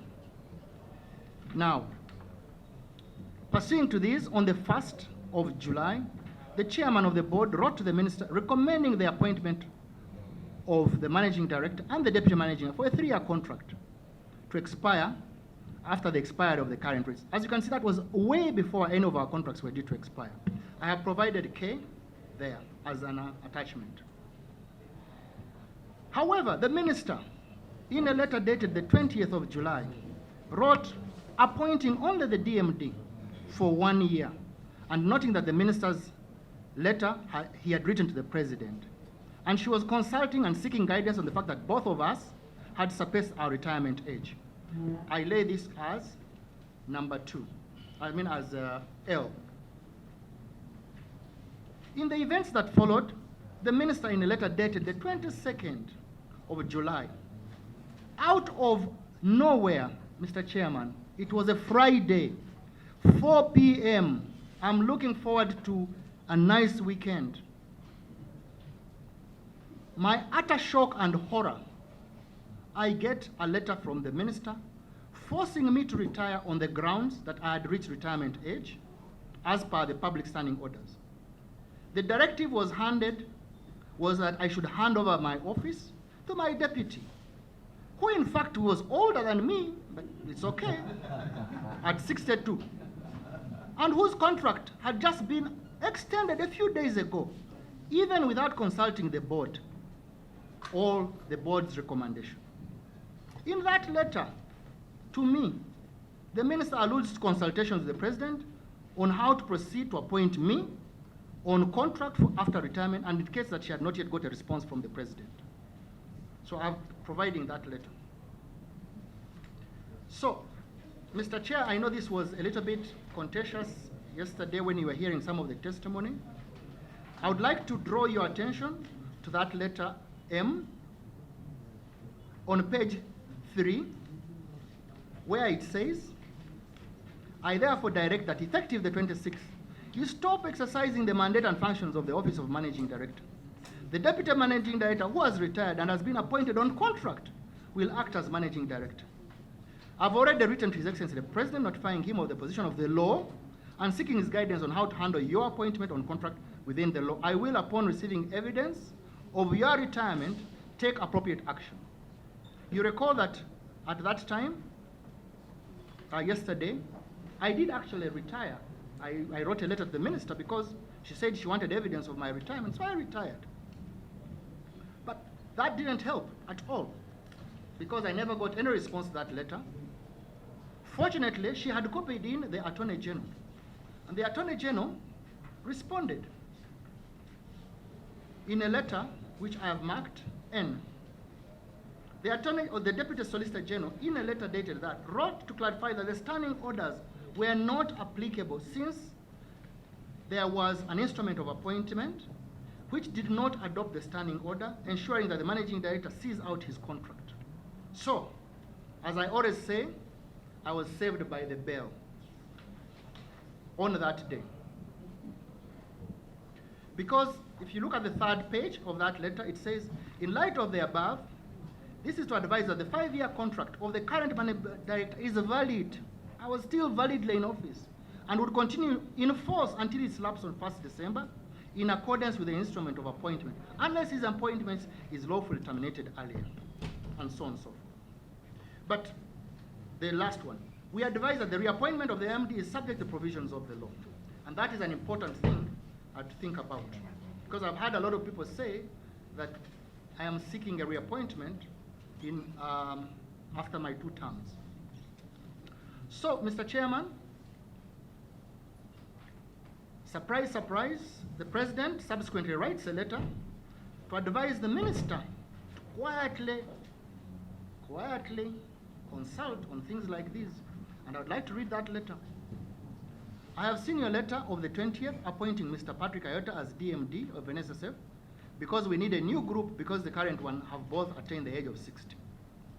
It is better one consults quietly about these appointments before deciding. In the case of NSSF, the present group seems to have done a good job. I was making it better for myself, but anyway, a good job growing the fund from 1.6 trillion in 2010 to 17.2 trillion currently.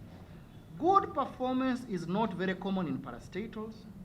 Where it occurs, the actors should be appreciated. Therefore, let us discuss this in my top management team of the Vice President, Prime Minister, Minister of Finance, Attorney General, and yourself around the 20th of August. I have been told Mr. Biarugawa's term ends in December 1. He didn't say that, but it's December 1. Hence, there is still time. By copy of this letter, blah, blah, blah. So, I present that as well. In responding to the request from the Minister on the retirement of the Managing Director of the NSSF, upon reaching that, the Attorney General had, in the letter dated the 24th, advised that there is nothing in the law that bars the Minister from reappointing the current Managing Director if the board recommends so. So on the 24th, under P, you'll see that on the very end, of course there's a lot of things that they say in there, but they say there's nothing in the law that bars the Minister from reappointing Mr. Biarugaba as Managing Director if the board recommends so. So, subsequently, as per the Attorney General's guidance and approval of the board in November 2022-24, which had reviewed performance of both officers, found it satisfactory, the chairman of the board, in a letter dated the 25th, which I've also laid on the table, recommended that both myself and the Deputy Managing Director be appointed for 5 years. I lay that on the table.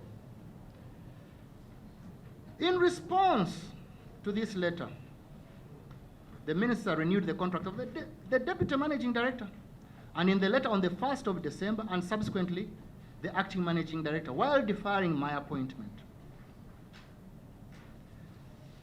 Now the allegations start. So allegations, as you all know, of the deputy managing director as Q here. So you all know about the allegations in the famous letter, two famous letters, one of 16th June and one of 7th December, which you already have.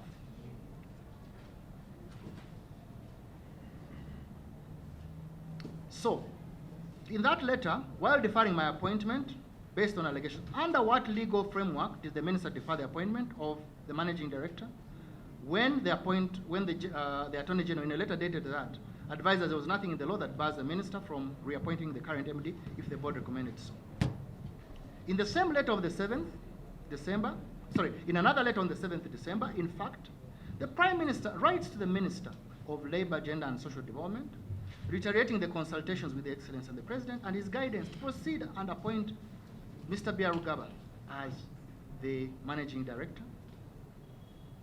And that is S, but it is an important letter. I should read it because there is a paragraph in there on page 2 which starts, the purpose of this letter is to guide that you proceed and appoint Mr. Byarugaba as the Managing Director as recommended by the board to avoid, and that's what I want to emphasize, managerial gaps which can put workers' funds at risk. This will ensure that the fully constituted management team can embark on implementing the fund's new strategy in light of the new law. Please ensure the board of directors concludes the contracts. You remember the lacuna in the law which said, who determines what, but the Prime Minister was saying that make sure that you conclude the contracts for both of them with clear performance targets as agreed in our meetings. These targets and objectives should guide the board and subsequently yourself in the performance monitoring, assessing, and assessment of both the MD and the DMD. The fund's position itself to mobilize retirement savings from the citizens is envisaged in the amended act. The fund should further ensure that these funds are invested for the benefit of members and the overall socio-economic transformation. And this is the one I would like you to pay attention to, Mr. Chairman. In light of the allegations you submitted at that time, in our last meeting, I have referred the matter to the Auditor General for investigations. Please handle this matter urgently. Nothing happened. Absolutely nothing happened. And as you now know, the minister actually did respond to the Right Honorable in a letter which, to be quite frank, I would love to read. I don't like it that much, but it is there. You can read it. Because it actually says nothing. So, I'd like to summarize. In that letter, the Honorable Minister bases the decision of deferral despite satisfactory performance as per the recommendation of the board. Minister, and I say this with a heavy heart, has abdicated her duties and has acted illegally with a lot of bias in rejecting my appointment and as required by the law, however, and has opted to appoint the Deputy Managing Director unconditionally. The reason enumerated by the Minister while deferring the appointment are based on allegations which are very symptomatic of a breakdown in governance structure of the fund. Surely, a fund that has been performing so well, how can those allegations be sustained even to a common thinking man on the street? In any case, these allegations cannot even be attributed to me as an individual and would require a thorough review of the legislative governance structure of the fund. I really beg to then conclude and say that, one, in less than 1 year, once we have transferred back to the Ministry of Gender, corruption, influence peddling, delayed decision-making. Scandals are back to haunt the savers. We had left the press, but we are back in it. The press, by the way, are happy with this. They love it. It sells their paper. Every single day they have a headline on NSSF.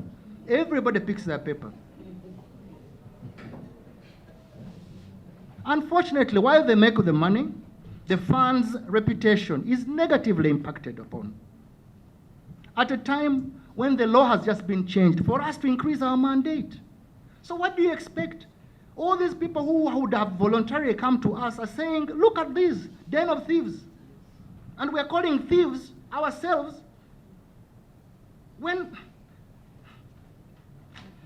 Anyway, to avert the reputational damage of the fund, it would be prudent. It would be prudent, and I appeal to you, the committee, to have me reappointed on the basis of the board's recommendation. I would like the investigations to be done, but there's no reason for me not to be in office while these investigations are being done. Because it has happened before, as I said. The IGG has investigated. The Office of the Auditor General has done a value for money for Lubowa. All these things can happen while I'm in office. So that is my request and request for action. The second action is please consider, I have given you the evidence.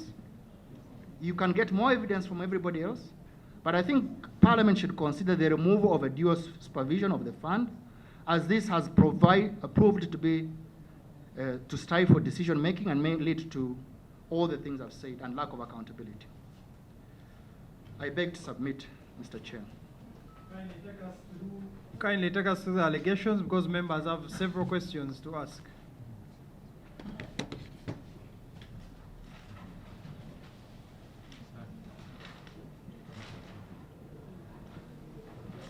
These are the allegations. These are my responses.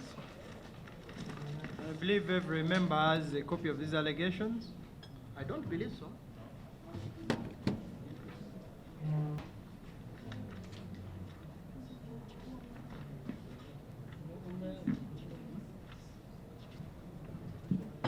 Kindly sign one copy so that you own. You can do that later. We have run out of time. Okay. All right. So, one is lack of strategic investment. There is a detailed appendix to that. Allegation number 2 is a lack or limited view of strategic direction for the fund and role of NSSF. I've said all the things even before. Allegation number 4 is financial impropriety, and I would like to spend a bit of time on this because these are on my person. Pension towers. Honorable Chairman and Honorable Committee members, I can confirm that there have been 3 approved variations so far to the pension towers construction with all the provision and all within the provisions of PPDA. See the detailed variations. However, management representatives can provide you with the details. Pension towers commission, 5%. Honorable Chair and Honorable members, these allegations, even though unsubstantiated, are not true, and I welcome investigations. Pension towers collusion with contractors. Honorable Chairman and Honorable members, these allegations, even though unsubstantiated, are not true. I welcome investigations. Corruption in the purchase of MTN and quality chemicals. Laughable. IPOs are regulated by the Capital Markets Authority and the Uganda Securities Listing. The fund participation was in full conformity with the rules and regulations of transactions approved in accordance with the fund's approval process. There are no commissions involved. More details on the process can be provided by CMA and the Uganda Securities Exchange. Documents related to the fund's participation can be provided by management. Payments of 3 billion shillings kickback to the contractor for Citadel Apartments. Honorable Chairman, these allegations, even though unsubstantiated, are not true. I welcome investigation. Actually, in this one, I would just like to say something, put it on record. The total contract sum for Mbuya was, I think, 14 billion shillings. So if they can afford to pay me 3 billion shillings in a kickback, how much profit did they make and how much was this project? Is my only, my question. Again, unsubstantiated. Exchange of money for sale of Mbarara plot. This is the one which is ridiculous. We haven't even sold this plot, Mr. Chairman. These allegations, even though unsubstantiated, are not true. By the time I left, the fund had not sold any piece of land in Mbarara. Redesign of my personal home. This really pains me. In exchange for business, I made the change in my house in 2017. I used a private contractor by that name, Mr. Charles Mugambi, and the architect was Susan Atai. This was way before Symbion was involved with NSSF. So I don't know how the two can be related. Defiance of the present directive to contract SM construction. As you all are aware, the fund received the Prime Minister's directive through the President directive through the Prime Minister. However, as the policy is in the fund, this directive would have to be implemented in accordance with the provisions of the law. And that's what we did. And we've now begun, they have begun engaging with SMS in accordance with the law. Waiver of contributions to Uganda Railways. This is a rather long story, but honorable members and, Honorable Chairman and members, it is not provide for a waiver of contributions by anyone under the law. Section 14 of the NSSF Act empowers the managing director to waive penalties on defaulting employers. The Minister of Finance requested me to waive a penalty of 25 billion owed by Uganda, penalty, not the contributions, owed by Uganda Railways. The Minister of Finance, I waived 94% of the penalty, and I said 6% should be paid to defy the legal costs incurred in the litigation, because it was a litigation case. Honorable Chairman, URC was required under a consent judgment to pay the unremitted contributions and accrued interest at the time declared by the Minister. For all the years, the sums had remained unpaid. So it is not true, as the NSF does not allow anybody to waive social security contributions due to any eligible employer. Regarding the URC, there is a law that is all there that you can read. So I'll go to number 10 on the next page. 5% contract value for Lubowa constructions through the point. This is the one where they go crazy. Again, I say, Honorable Chair and Honorable members, these allegations, even though unsubstantiated, I welcome an investigation. 5%, I mean, I must be a rich man. I must be a very rich man. 5% on the contract of Temangalo, which is still ongoing. Chairman, these allegations, even though unsubstantiated, are not true. I welcome investigations. Misrepresentation of facts, real estate budget of the famous 400 billion, sorry. So this one I'll read through because it's so important.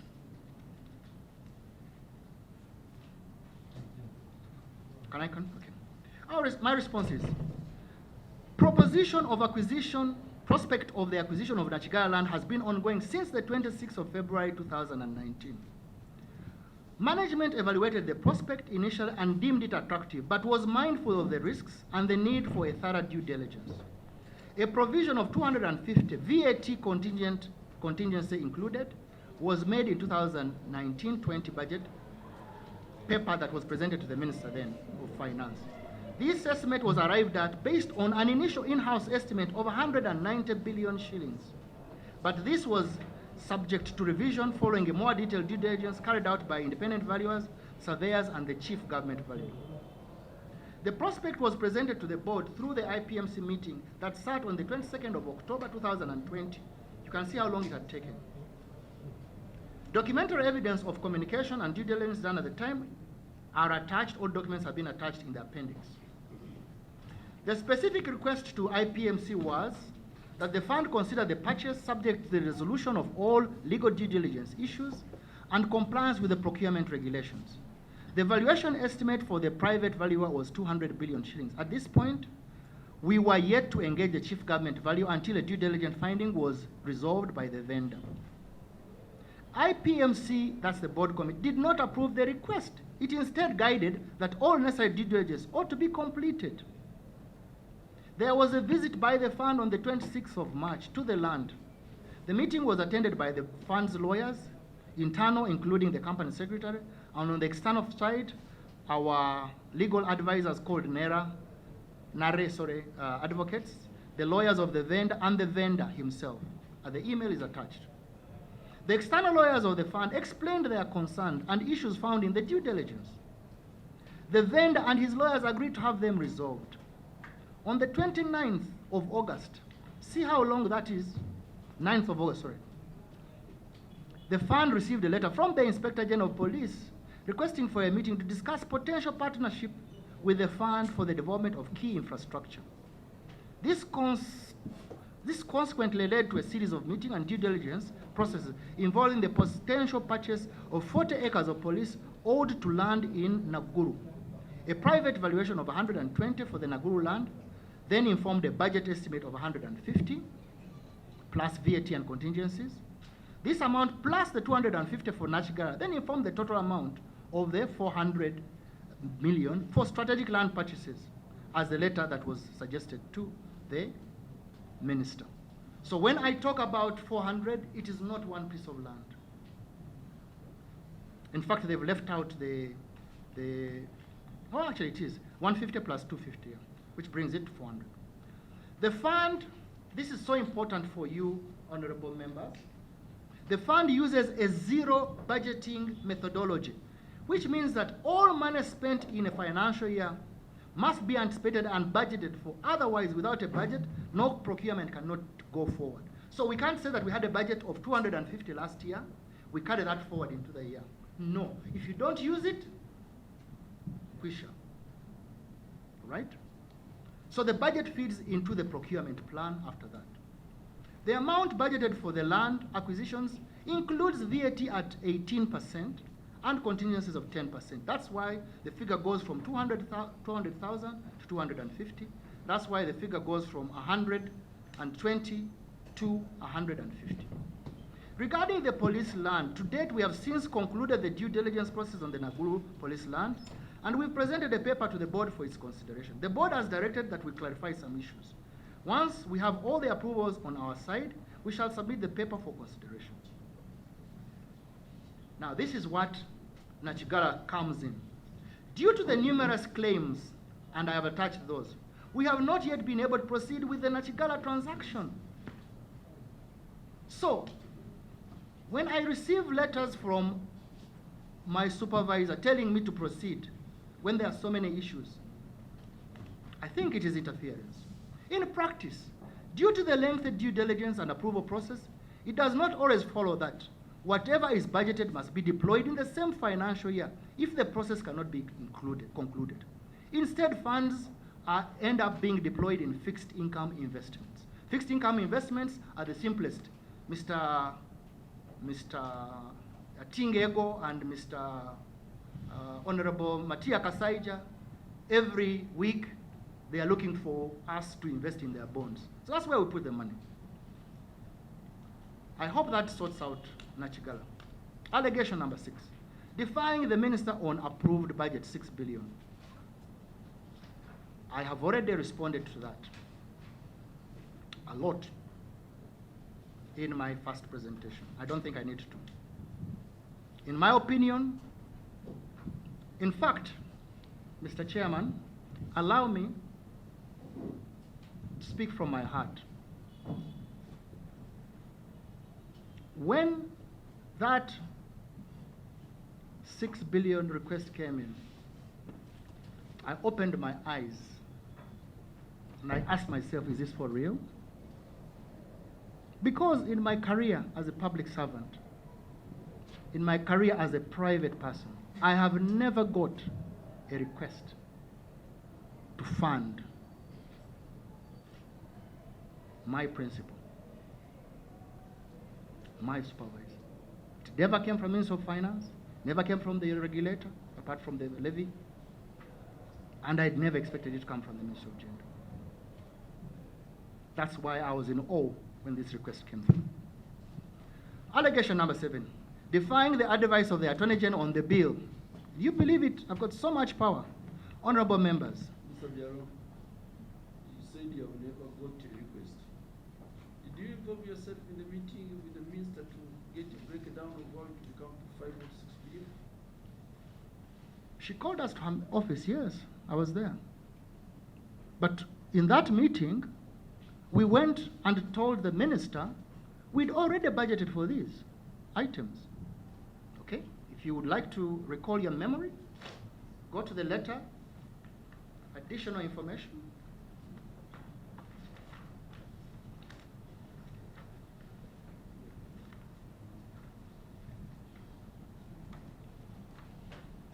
got my letter to the minister.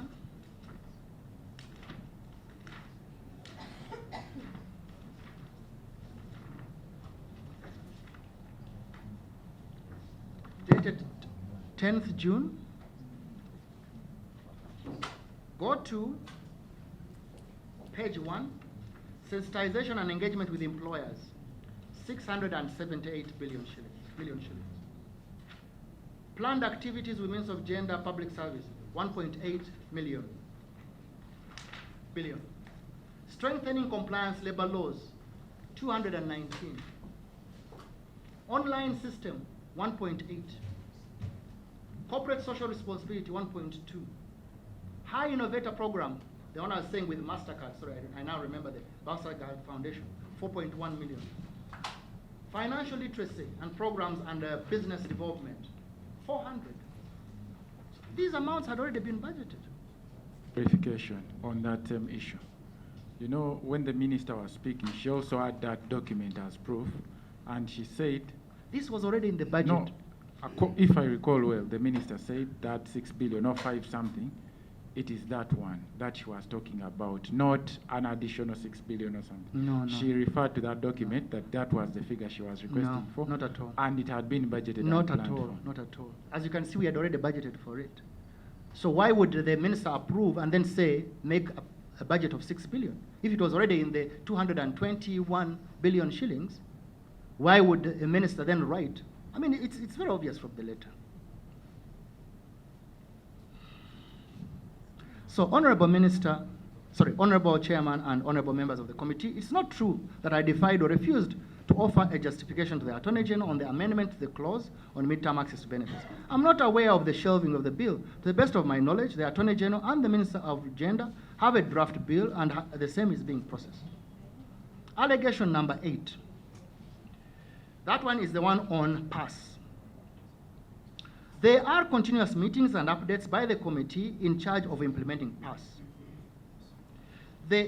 So first of all, let me tell the committee what PASS is. I think you already know, but PASS is a new administration system which we bought at the tail end of 2019 or 20, I can't remember. Been out of there for a little while. But anyway, at the tail end of one of those years, to help us, in fact, it helped us to pay out midterm. I can tell you now, as I've always told everybody, if midterm had come before we changed the system, we would not have implemented it. We would have had riots. We couldn't implement it. Our old system was too old to be able to implement it. So we needed to implement a new system to help us with midterm and all the other new things we want to do. So when you buy a system, you do not expect that system not to give you challenges. That's why there is always continuous meetings of a committee that is in charge of implementing it. So there were a couple of things. Claims continuously stuck. I've given the reason why it is happening. Claims getting lost. I've also given you a reason what is happening. Midterm access not eligible. That's not true. This was it was at the beginning, but it was resolved and fixed. Claims getting duplicated. This is been resolved. Some claim types have proven impossible to process. That's not true. There's no evidence to support that. Those are the claims that we've paid. Member statements were wrong interest. This was a data issue that was resolved. So far, 1% is remaining to be resolved. Failure to reconcile member statements after midterm were paid out. This was at the beginning, but now has been resolved. So all contributions remitted by employers for registered do reflect on the member statement when the bank confirms receipt through the end of day file. So the system is great. It didn't start off great because of operational things that happens with the new systems, but now it is great. Allegation number 9 on all dormant accounts. This is the most ridiculous allegation because the fund has robust controls and procedures in place to protect member funds. Because if this was happening, I would be in trouble ages ago before this allegation came in, including funds that are held on the suspense account. And I had one of the accountants explaining what suspense account is, so I hope that is now clear to everybody.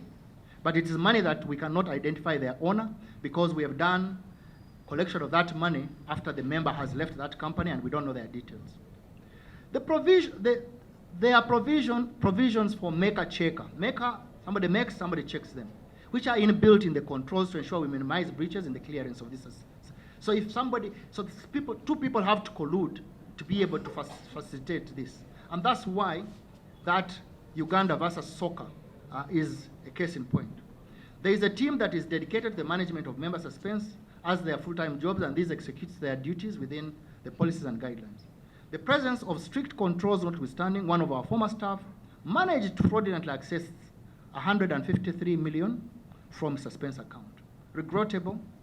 And we did the investigations, and we reported the matter, and we found that another 5 or 6 individuals were involved, and the matter was, as I say, in court, and the members were dismissed, and hopefully the problem has been resolved. Okay, I think that is it, Mr. Chairman. The rest are appendices, which can be looked at. But I would like to thank you at this stage for giving me a voice, because I've been voiceless. I rest my case.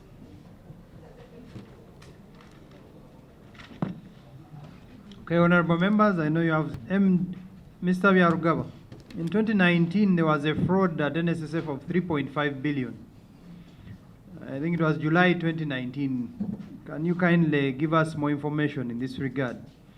At the beginning of your presentation, you just note them down because there are so many questions.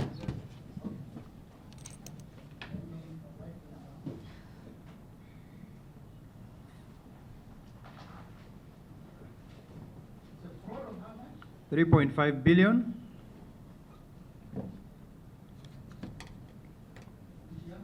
2019, July.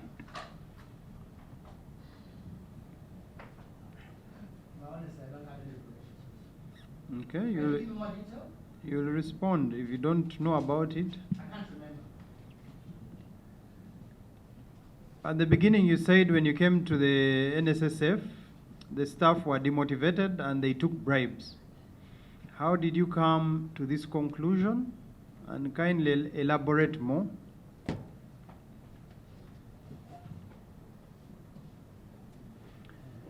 How do you justify giving unions money from the Savers Fund? And have you ever received accountability for these funds?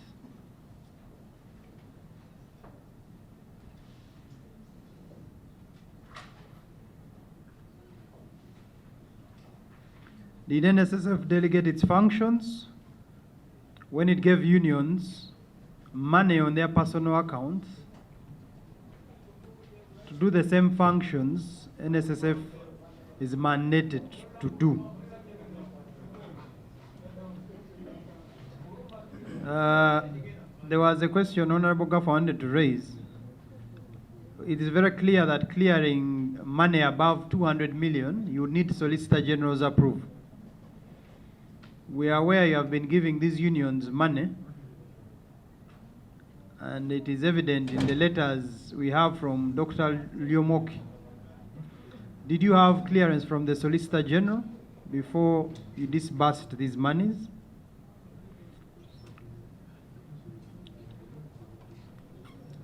In 2015, there was an NSF smart card launched at Serena. At a very expensive function. These smart cards were meant to be printed from India, and the team from NSSF traveled and actually verified and accepted the procurement of these smart cards.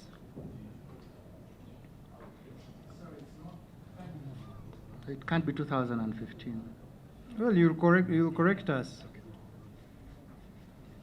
A project team was further recruited to move and issue these cards at the NSSF branches in the country. The card has achieved 0 benefits. Kindly elaborate how much was spent on this card and how much did the saver lose in this regard. Again, in 2016, the fund invested significantly in a point of sale machine. This machine was supposed to work like the way pay-away machine works in a supermarket. And they were supposed to be put in supermarkets where someone would view their details and their balances. And at the same time, these people could get points during shopping. These machines were later abandoned. Kindly tell us how much the saver lost in the purchase of these machines. I have two more questions, and I'll allow my honorable colleagues to ask. There was a staff restructuring at NSSF during your tenure. And there was also staff voluntary early retirement. During this voluntary early retirement, this was just June 2022. It was up to the heads of departments and the MD who reserved the right and discretion to determine who was eligible and how much was to be paid during the restructuring. It is rumored that some people got above their savings, almost 2 billion, and they were retired much as their responsibilities or jobs had not been affected by the restructuring. Kindly elaborate more. Honorable members, Honorable Amos, Honorable Gaffa. Yeah, system, thank you. Now, you've told us how that was a savior, thinking of the new era, of the mid-term law, the new law. And earlier on, you told us that your partnerships that you've made as an MD created synergies that were helping in this, that you could be able to use a handheld gadget, call it a phone, then be able to register on the platform. You say you procured this system. I'd like to know how much did it cost you? And do you have a contract? Who were the suppliers of this system?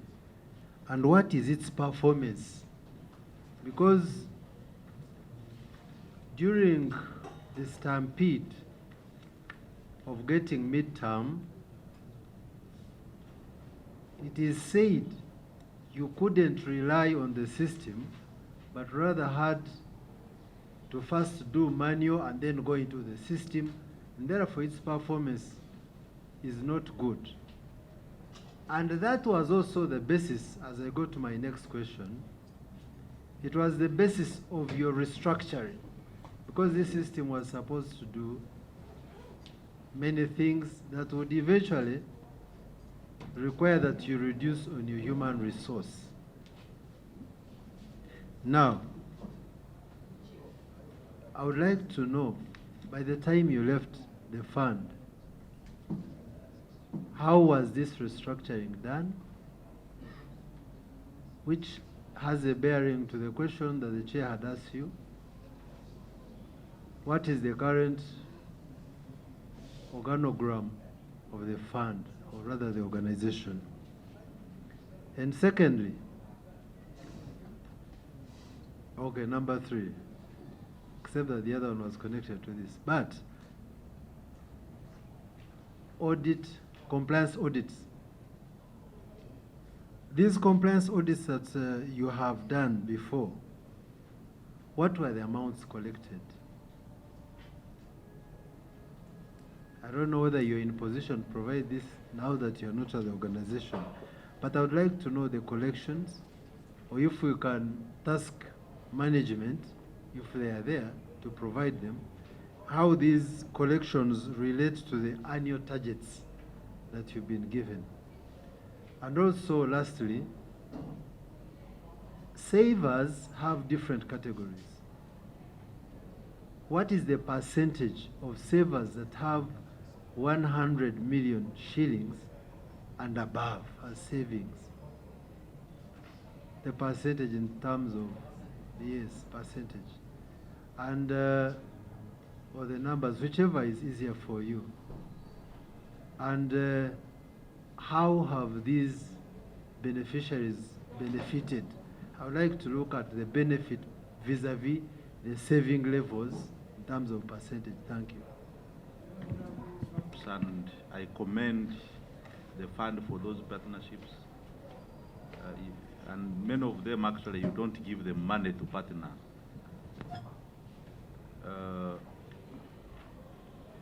Why are we giving money to? Thank you for giving, my colleague.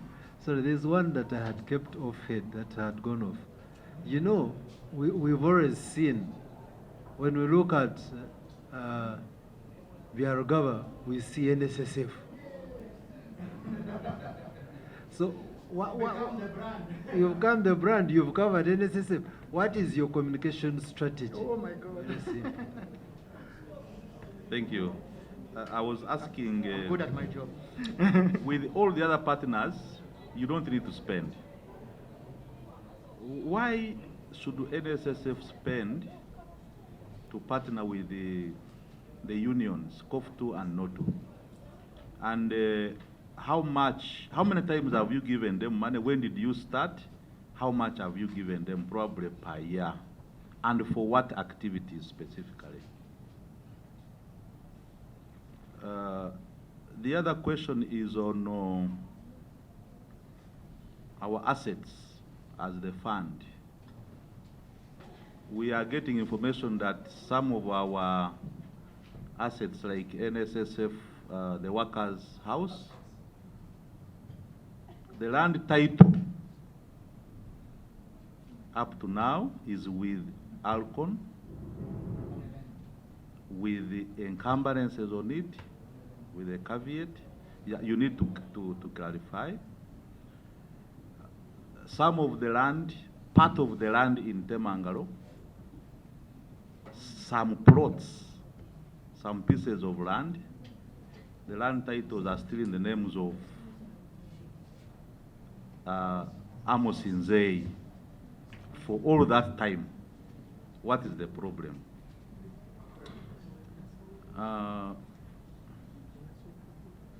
The other one is on your presentation on page 7, number 5.0.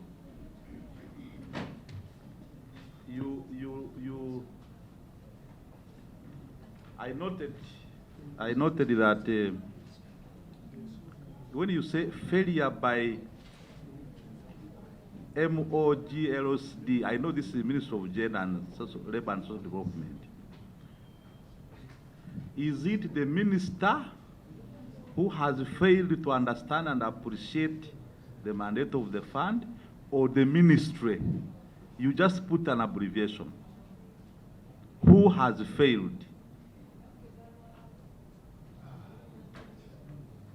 Not being clear to me. Yes, no. Because you see, I would then go ahead to, because even in your conclusions, you look at your conclusion number 7.1. Just less than 1 year transferring this mandate from finance to gender, there is chaos. Is it the ministry or the minister?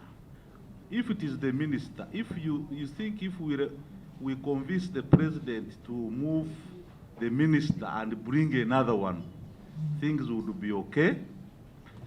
But you have been there with different ministers. That relates to your last conclusion, recommendation, 7.3, that we should consider removing the dual supervision.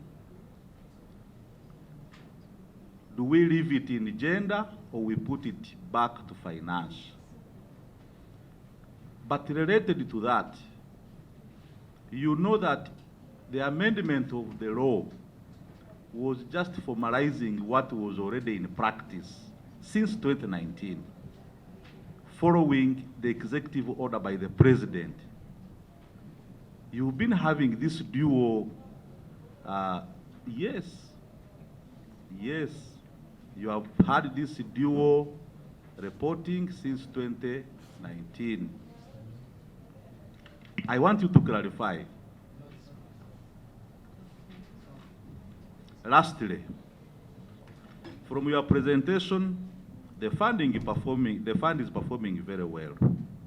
In your view, is this the optimal level this fund should really perform, or there is room for improvement and we can even do better? And what do we need to do for us to do much better? Thank you very much. Honorable Kakembo. Yes, thank you, Honorable.